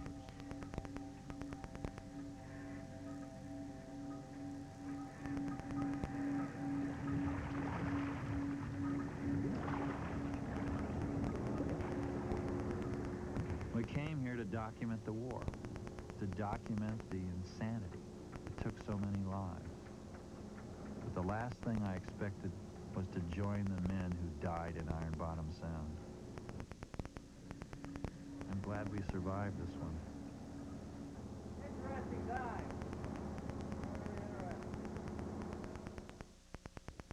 Next, the final battle of Iron Bottom Sound. Hear survivors' stories of chaos, death, and their own rescues. invites you to test your knowledge of the world with National Geographic Atlas. Japan occupied parts of which U.S. territory during World War II? Alaska, Hawaii, Panama Canal Zone. Stay tuned for the answer right after this. At Ford, we know the most effective advertising doesn't come over the airwaves. It comes over the back fence, or a cup of coffee, when friends and neighbors share stories about things they like. Friends telling friends how much they like their Ford Escort helped make Escort America's best-selling small car, and the small car with the most repeat buyers. Advertising like that can't be bought. It has to be earned. Ford Escort. Have you driven a Ford lately? And now the answer. Alaska. The only North American soil occupied by Japan during World War II were the Aleutian Islands of Attu and Kiska. The Japanese invaded these islands on June 7, 1942. They were liberated by American forces a year later. This is no accident, and neither is this. Insurance fraud involves everything from staged accidents to arson to false medical claims, and it cost policyholders and their companies $18 billion last year. State Farm has long been a leader in the fight against fraud, and now we're working even closer with law enforcement agencies to help prosecute these criminals, because when they get away with fraud, everyone pays.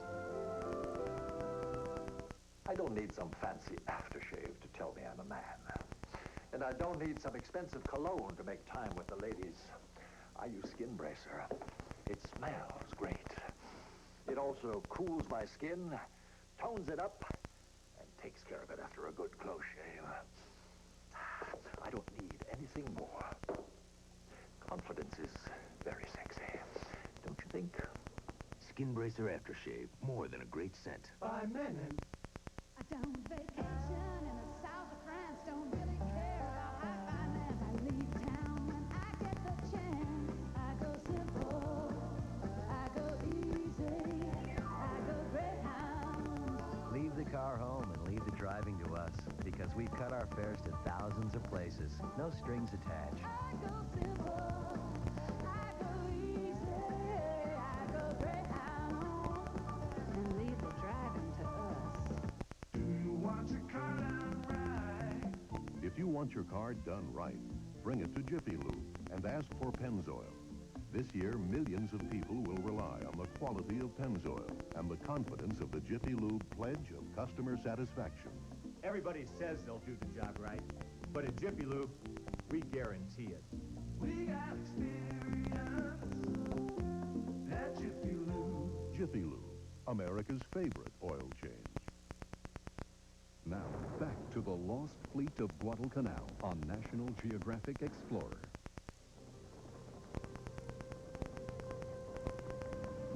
In November 1942, the majestic battleship Kirishima led a powerful fleet of 61 ships toward Guadalcanal. With the fleet went the Empire's final hopes to recapture the island. Their plan called for the fleet to bombard Henderson Field. 11 troop transports would then land 7,000 fresh soldiers on the island.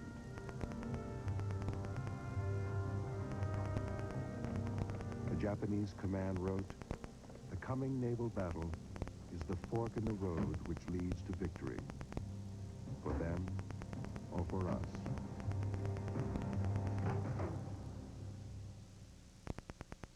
Mishiharu Shinya from Tokyo had enlisted only because every young man in Japan had to. Stuart Murdoch from Indiana had dreamed of the Navy and the imaginary event called war. These two young men, worlds apart, were about to meet in combat. We knew the Japanese were going to strike that night. The intelligence reports were just so definite. I can remember from the island came the fragrance of flowers, the tropical flowers, and I didn't feel like, going into battle.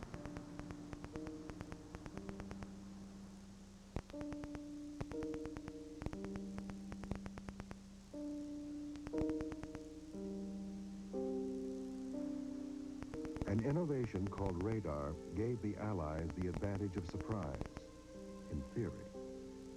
But the American commander did not trust the newfangled instrument. He knew where the Japanese ships were, but he didn't fire. He didn't fire for 8 long minutes. Ships that could hit targets 12 miles away came within 5 miles, then 2 miles, then 1, and then less.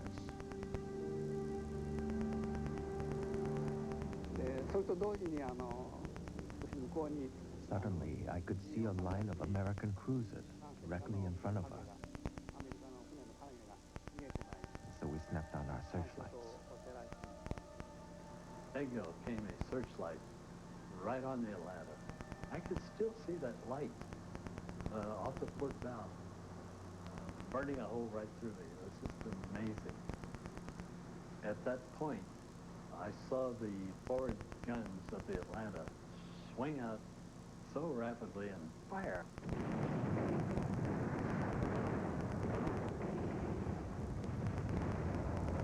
In minutes, 13 American and 14 Japanese ships were all firing, almost at random. One of the men doing the firing was Bert Dowdy on the Monson. We were really shooting at anything that moved. I believe we hit our ships, our own ships. Japanese done the same. We hit the Japanese, they hit us. It was just one hell of a brawl. The two formations dissolved into chaos. Opposing ships came so close that sailors shot at each other with machine guns. Murdoch's Atlanta was smashed by 2 full battery salvos from another American ship. Every man on the bridge, including Murdoch, was hit. I saw Admiral Scott coming toward me, and I saw him take his last step, boom, and that was it for him. He was killed right there. Shinya's Akatsuki attracted an avalanche of fire from 5 enemy ships, including the crippled Atlanta. Every part of the ship became unstable. It started to quiver and shake. And then the ship began to sink, and we all had to jump into the sea.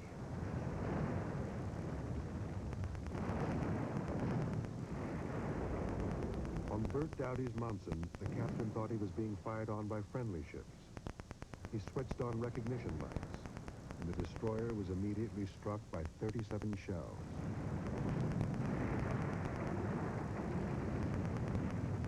It was just one hell of a bang, and that was it. I got hit, and I just went out.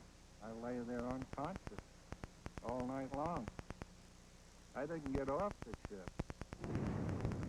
Only a few miles away, Stuart Murdoch was trapped on the bridge of the Atlanta. Shells kept exploding all around him. Murdoch, in panic, vaulted over the bridge rail, a 20-foot drop to the deck. Down I went. And I hit, I'm pretty certain, a bunch of dead bodies on that gun emplacement, because I heard the noise of their, their lungs, whatever. It was a shattering kind of feeling right that moment that I'd done that.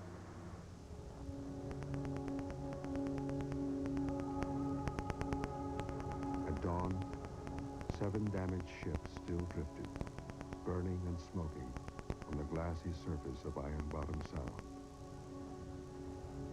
One of them was the Monson, where Bert Dowdy was still unconscious, pieces of shrapnel lodged in his skull, and his ship sinking beneath him. His help came in the end from sharks. 3 of Dowdy's friends made it off the ship, but the sharks were so terrifying, they finally paddled back to the sinking destroyer. They happened to see somebody move. It was me. And they said, well, for crying out, Buddy Burt. They called me Buddy Burt. and I was alive. While Dowdy's buddies got him off the ship, Japanese survivors floated on the surface of Iron Bottom Sound. One of them was Mishiharu Shinya. Many hours passed, and the sea and sky gradually became light. Looking toward the east, I saw a small American boat coming slowly toward me. He tried to rescue me, but I blurted out in English, "No thanks." Still, you're not really free when you're treading water in the ocean, so eventually I gave up. For us, being captured was extremely shameful, much worse than dying. By afternoon, boats ferried the wounded Americans, including Stuart Murdoch, to land. I remember being with the others there, and there was one seaman on a stretcher right by me, very seriously, as you could tell. And I looked at him, he looked at me, and he gave me a smile.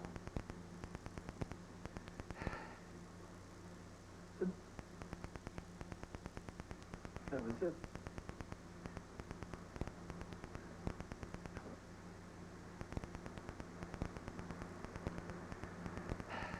I hadn't told this before.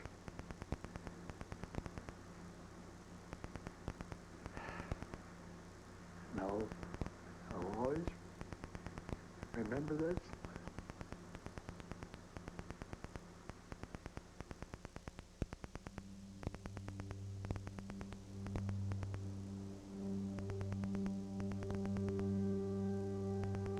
For both sides, the battle was incredibly costly. The Americans lost 2 cruisers, 7 destroyers, and over 1,700 men. The Imperial Navy, 2 battleships, 1 cruiser, 3 destroyers, and nearly 1,900 men. A standoff. But the next day, that standoff turned into a decisive American victory. Bombers sank 7 Japanese troop transports, ending the Japanese attempt to reinforce, ending Japanese hopes to retake the island, ending any true possibility of the Japanese holding the South Pacific.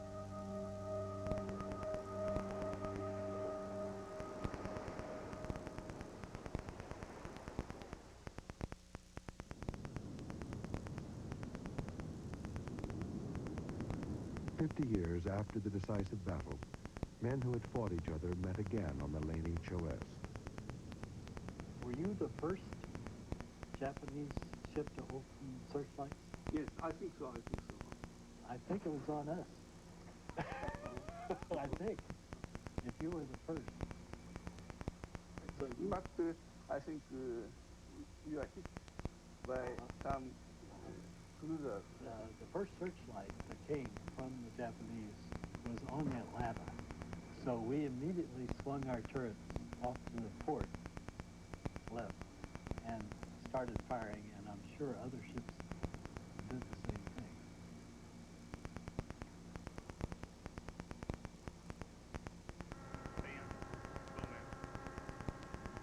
With 3 days to go in the expedition, Ballard's crew lowered the Scorpio. The 2 veterans watched from the Laney Choest, hoping for the chance to get a glimpse of their old ships. Boom into the attached float position. Oh, there it goes, huh?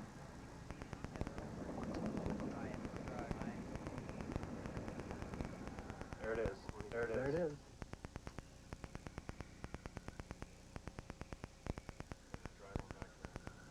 Well, that was startling, wasn't it? Well, that just comes right on.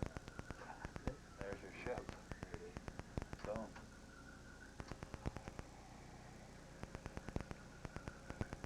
Yeah, that's a look at tremendous the damage. Boy, that torpedo. Yeah. That damn thing set the ship just right up. So ragged. So ragged and spread out. Recognize anything? Or back up? Back up on a feet.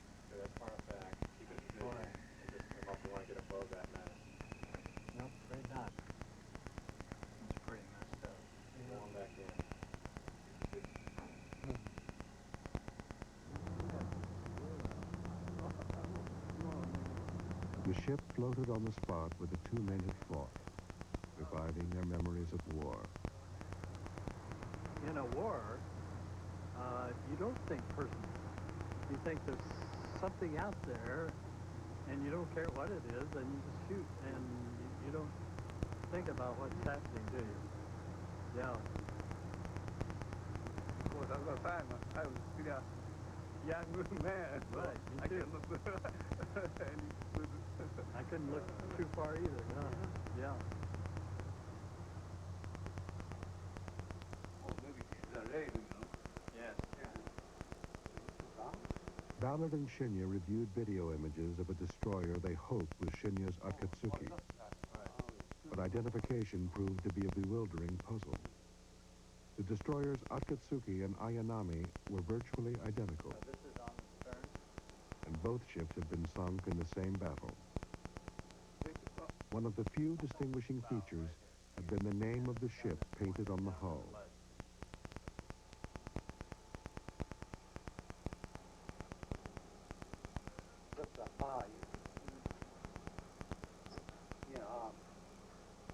That's an A?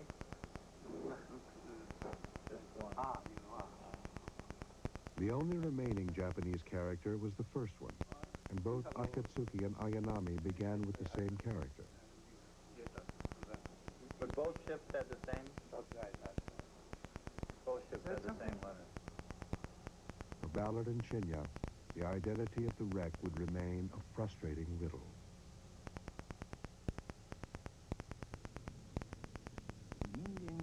I've come to think that the spectacle of human beings killing each other is without equal. The devil in us makes us enjoy watching it, but no one can make us enjoy having it done to us. I kept saying I was on borrowed time. Really, it's a feeling that I have a legacy. I just have a feeling, am I a worthy survivor? How can I live my life so that it's worthy of what happened?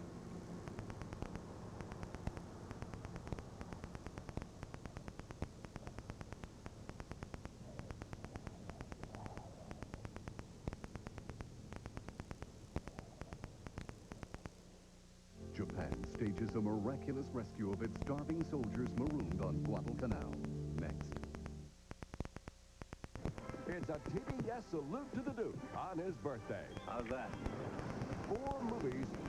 The more the merrier. Of nothing but the Duke, of course. Thanks. But it's not just about shooting and punching. Why not? It's also about a sensitive guy who just likes to blow things up. I ought to know. TBS salutes John Wayne, beginning at 8:05 Eastern Wednesday night on TBS. I saw the ad, and I called for the information. We have 2 Toyotas, and I was considering a Camry because of the reliability. I was going to buy a Honda. Then I saw the commercial that said the Achieva beat the Accord and Camry in a 100,000-mile test. Once you compare the Achieva, I wouldn't buy a Honda. Normal consumers don't ask a lot of the questions that are in these test results, and it's a good source of information. If you're looking for a new car, call for the test results and see for yourself. If you can get your hands on this kind of information, it will definitely help in making an informed decision. If you're really thinking about getting a car, get the test results and look at the video. For the complete results of this independent real-world test, call 1-800-THE-TEST. The Achieva is the first American car I've bought, period. It's your call.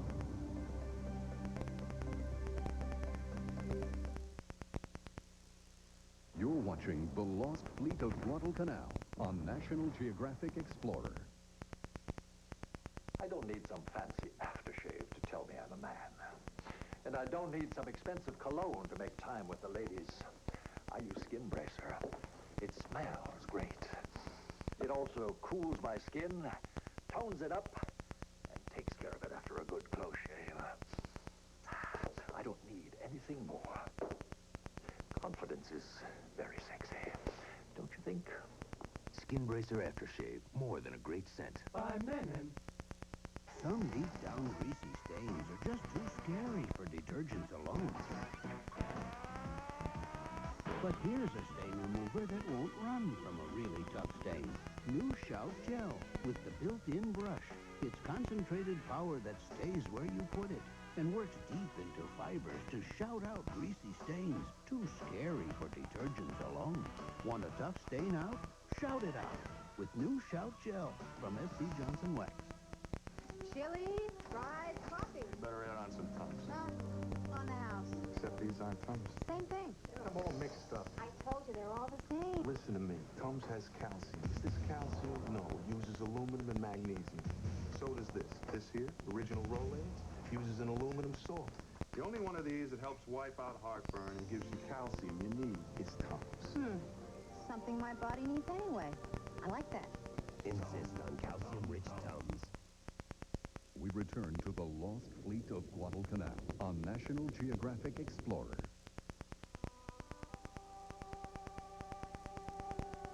In the days after the November naval battle, the American fleet limped south for repairs.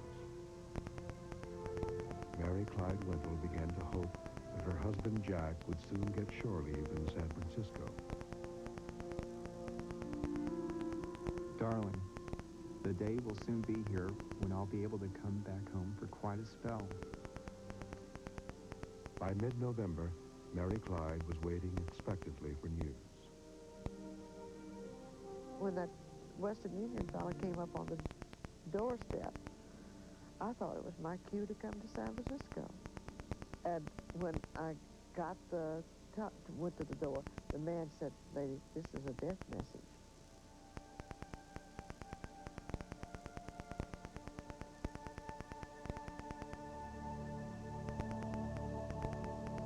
We regret to inform you that your husband, Lieutenant Commander Jack Wendell, was killed in action and buried at sea.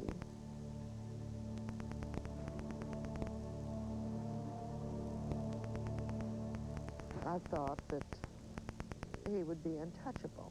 He was good. That nothing would happen to him. But, you know, you mature. You grow up.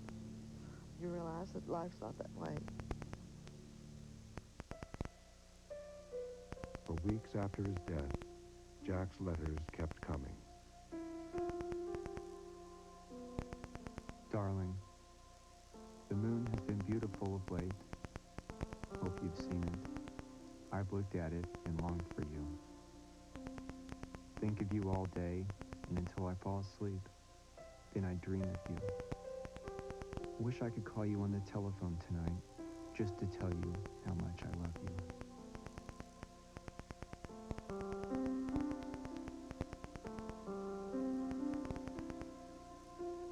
Mary Clyde Wendell never remarried.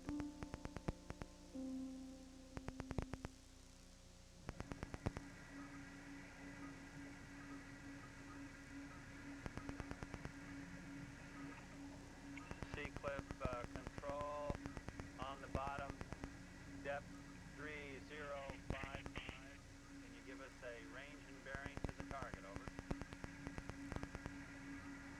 Only 36 hours before the end of the expedition, Bob Ballard tried one last time to explore the Kirishima. More and more debris as we drive forward. Finally, he was within yards of the elusive battleship.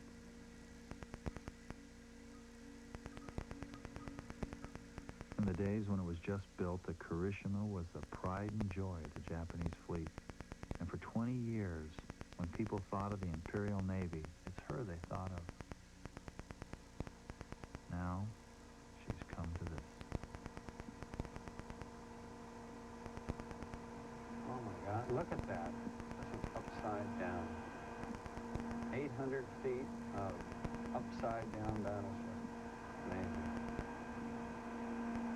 I've never seen a ship in the deep sea upside down. They always right themselves. Bismarck righted itself. Titanic righted itself. Normally they roll back coming on the way down. This one didn't roll. It must have been that superstructure, you know, it could have acted like a keel.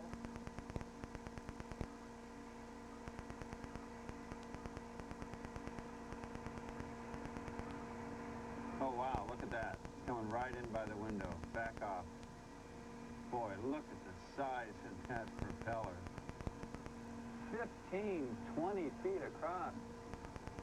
Oh, watch out, we're getting a little too close. Now look at, is it coming in your window? It looks like we're just about to brush against it. Wow, look at the size of those propellers. Unbelievable.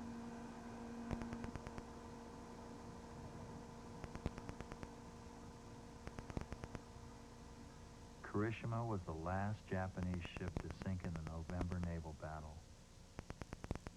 And when she went down, the hopes of an entire country went down with her.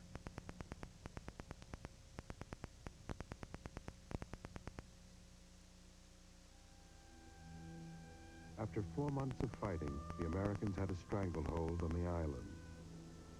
The Marines turned over their hard-won territory to the Army. The Marines bore little resemblance to the fresh young men who had waded ashore. Their uniforms were in tatters. The men themselves sick, exhausted, worn out. The shock of that leaving Guadalcanal numbed us, and there was no jumping or joy, nobody with any hilarity. I couldn't believe that reaction when I looked back on it, and we just shuffled to load into the Higgins boat and leave this place.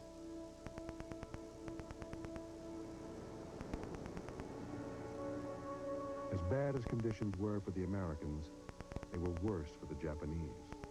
Without food or reinforcements, the remaining soldiers seemed doomed to die on the island.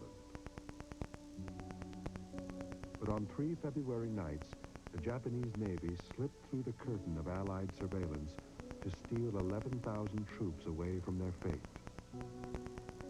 The last act of the campaign, like so much before it, was a mix of courage, blunder, and simple luck.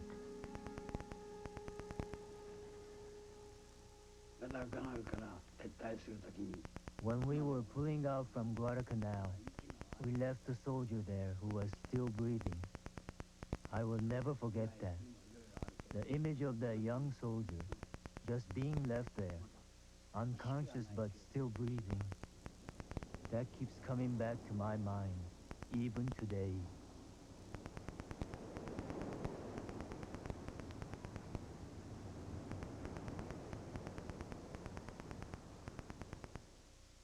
"50 years after the fighting, 2 former enemies who faced each other in battle help heal the wounds of war. Next. The man with no friends, just a lot of enemies, and guts to do what no one else would. A maverick and a legend. David Carradine is Mr. Horn. 8:05 Eastern, Monday night on TBS.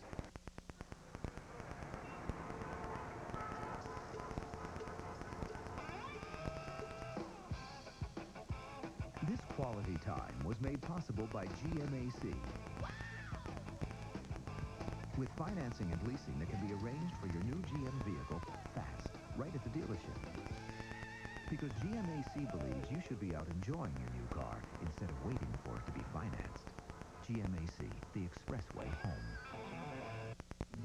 Californians who shared a Wells Fargo coach shared something else. They were treated as valued customers, but also as friends. Henry Wells said it best. There is one very powerful business rule: courtesy. How about if I let you ride up top with me? Can I come on? That's still how we do business in every Wells Fargo office. Gracias. Yes, ma'am. It's a better brand of service. Welcome aboard. Honey, let's go for broke. Whitey Harrison doesn't believe in the word old. I've been surfing since 1927. Maybe that's why he uses Armor All Protectant on his dash, seats, and even his tires. In minutes, Armor All helps protect them from fading and aging. Without this stuff in your car, it's like surfing naked. Armor All, there is a fountain of youth, and now we guarantee it. If your new car dash ever cracks, we'll replace it, guaranteed. some things a fella likes to do himself, like make his own sandwich with Smucker's strawberry jam. Go ahead, take another. Jams are naturally fat-free, less than 20 calories per teaspoon. With a name like Smucker's, it has to be good. Now, back to the lost fleet of Guadalcanal on National Geographic Explorer. For the Marines, after months on the front lines, the next stop was Melbourne. The Australians, Marines agreed, were suitably grateful. No, the people of Australia were marvelous. Marvelous. Everybody had an adopted family, it seemed. And certainly had girlfriends.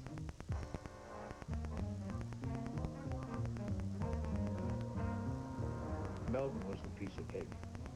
Particularly the parade in front of all those Aussies like that. People were shouting, "God bless you, Yank, you saved Australia." Old ladies would come around, hug you about the neck. Old soldiers from World War I would shake your hand. It brought it all home, that what we had done was not in vain.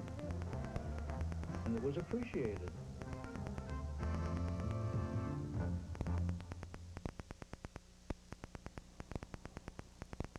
In a few months, the name Guadalcanal had gone from obscurity to legend. The campaign turned the war around in a literal sense. Before Guadalcanal, the Japanese always advanced. After Guadalcanal, they were always in retreat. The road now led only one way, toward Japan.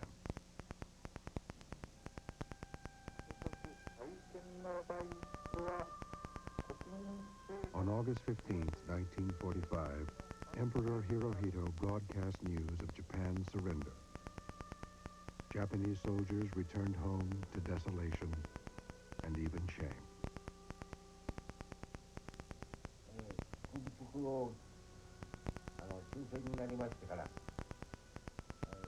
After the war, we were supposed to stop wearing the military uniform, but we had no other clothes, so we just ripped off the insignia and kept wearing the uniform. As long as I was wearing it, I still felt I was a soldier. But there was nothing much to do there. I spent every day in an absent-minded state. From August, when the war ended, until February, I didn't do any work. I just stayed at home.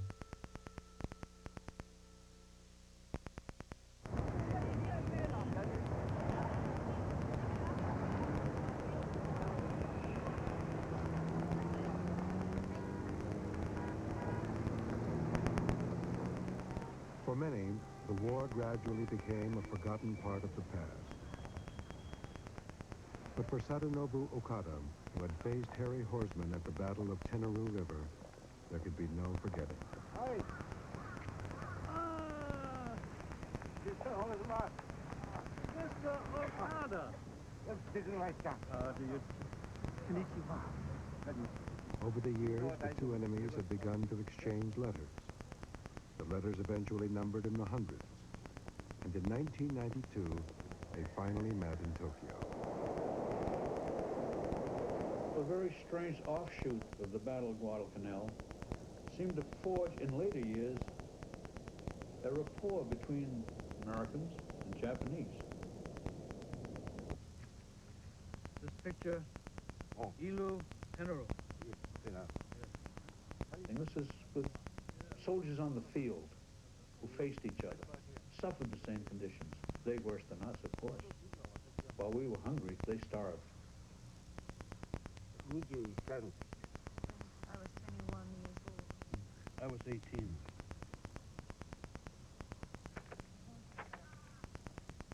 Horsman had brought relics taken from dead Japanese soldiers on Guadalcanal.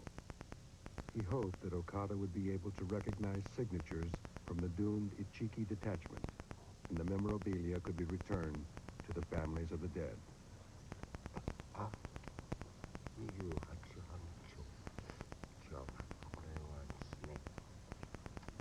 Well, I hope that this one will end up with a family, if they can be found. Over the years, Horsman's letters to Okada had helped Japanese survivors and relatives locate the burial sites of soldiers killed on Guadalcanal. The Japanese came to perform a Buddhist rite over the remains of the dead.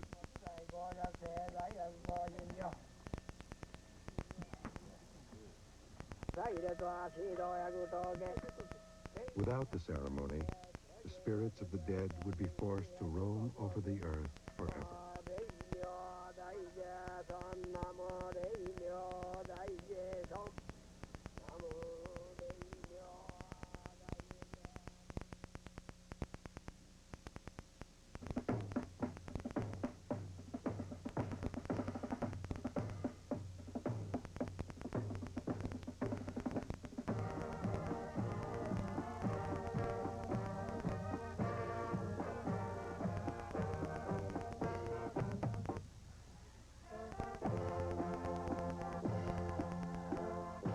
On the 50th anniversary of the campaign, the now independent nation of the Solomon Islands honored the men who had served in the war. One of those men was Tom Tutula. The very moment I'm waiting for has now arrived.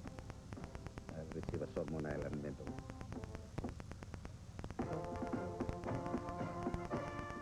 Another honored guest at the ceremony was former Coast Watcher Martin Clemens, reunited with his scouts.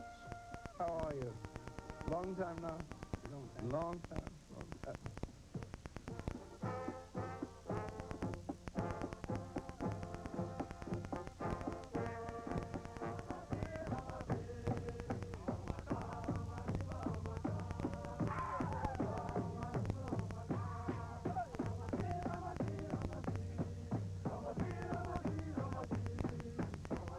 For better or worse, the Second World War brought the Solomon Islanders into the civilized world.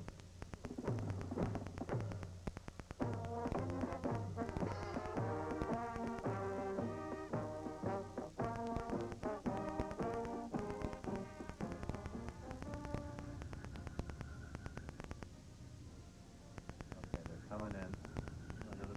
Hold this position. They're coming in on the bow. In his Guadalcanal expedition, Bob Ballard had located 14 ships and filmed 12 of them. 36 more vessels still wait for discovery.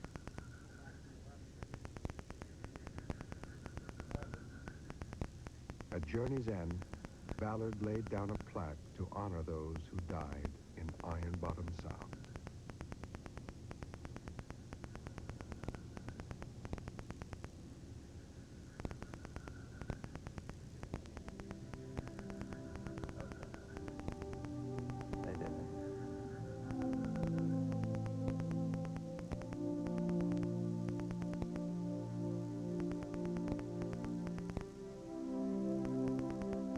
In a way, you think it's a little strange, putting a plaque thousands of feet deep in the ocean.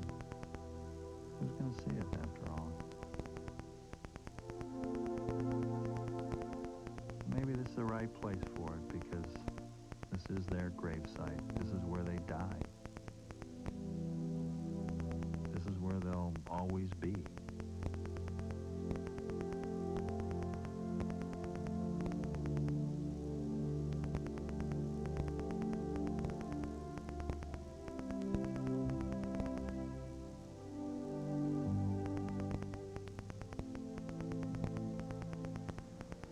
If the tacticians of the world were to leave it to survivors, you wouldn't have any wars.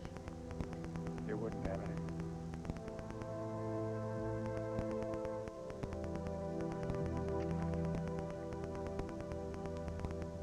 I just have a feeling Papa knows we're here.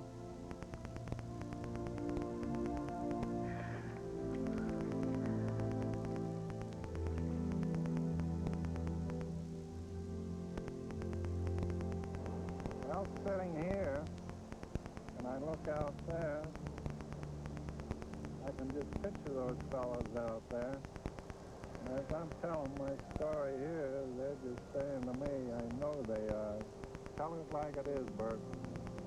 Really tell it like it is. Well, I'm trying my best, fellas. That's why I came back here, just to pay my respects to you fellas out there. You'll always be with me. You're in my mind. Think of the good times we had. I salute you. That's the way it is. I don't know what else I can tell you.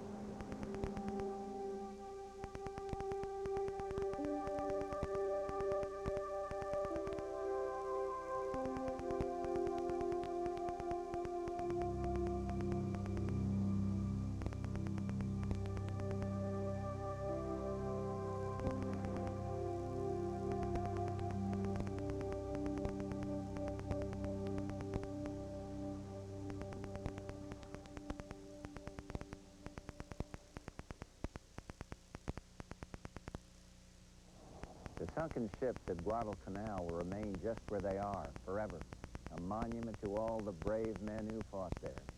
You know, I've spent a lot of time over the years thinking about the men who served with me, men like Ted White. Ted was the squadron's gunnery officer, and he'd been asking for weeks to fly a combat mission in place of my regular gunner, and on September 2nd, he got the okay. The sad irony is that was the day we flew over Chichijima, the day our plane got hit by flak. When we went down, well, Ted didn't make it. Why did Ted White die, and why did I survive? I thought about it a lot in the past 50 years, about the battle we fought and the ideals we fought for. The ghosts at Iron Bottom Sound, the memories of all our fallen friends, they're still with us. Thanks for joining us.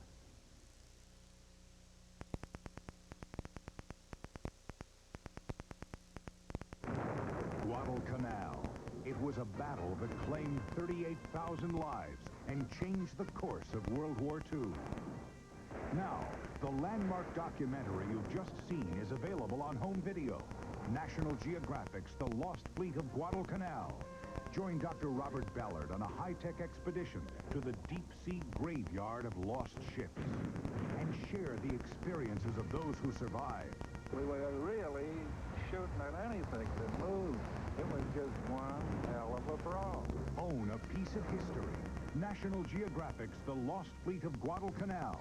Now available in this collector's edition video for only $19.95. Here's how to order.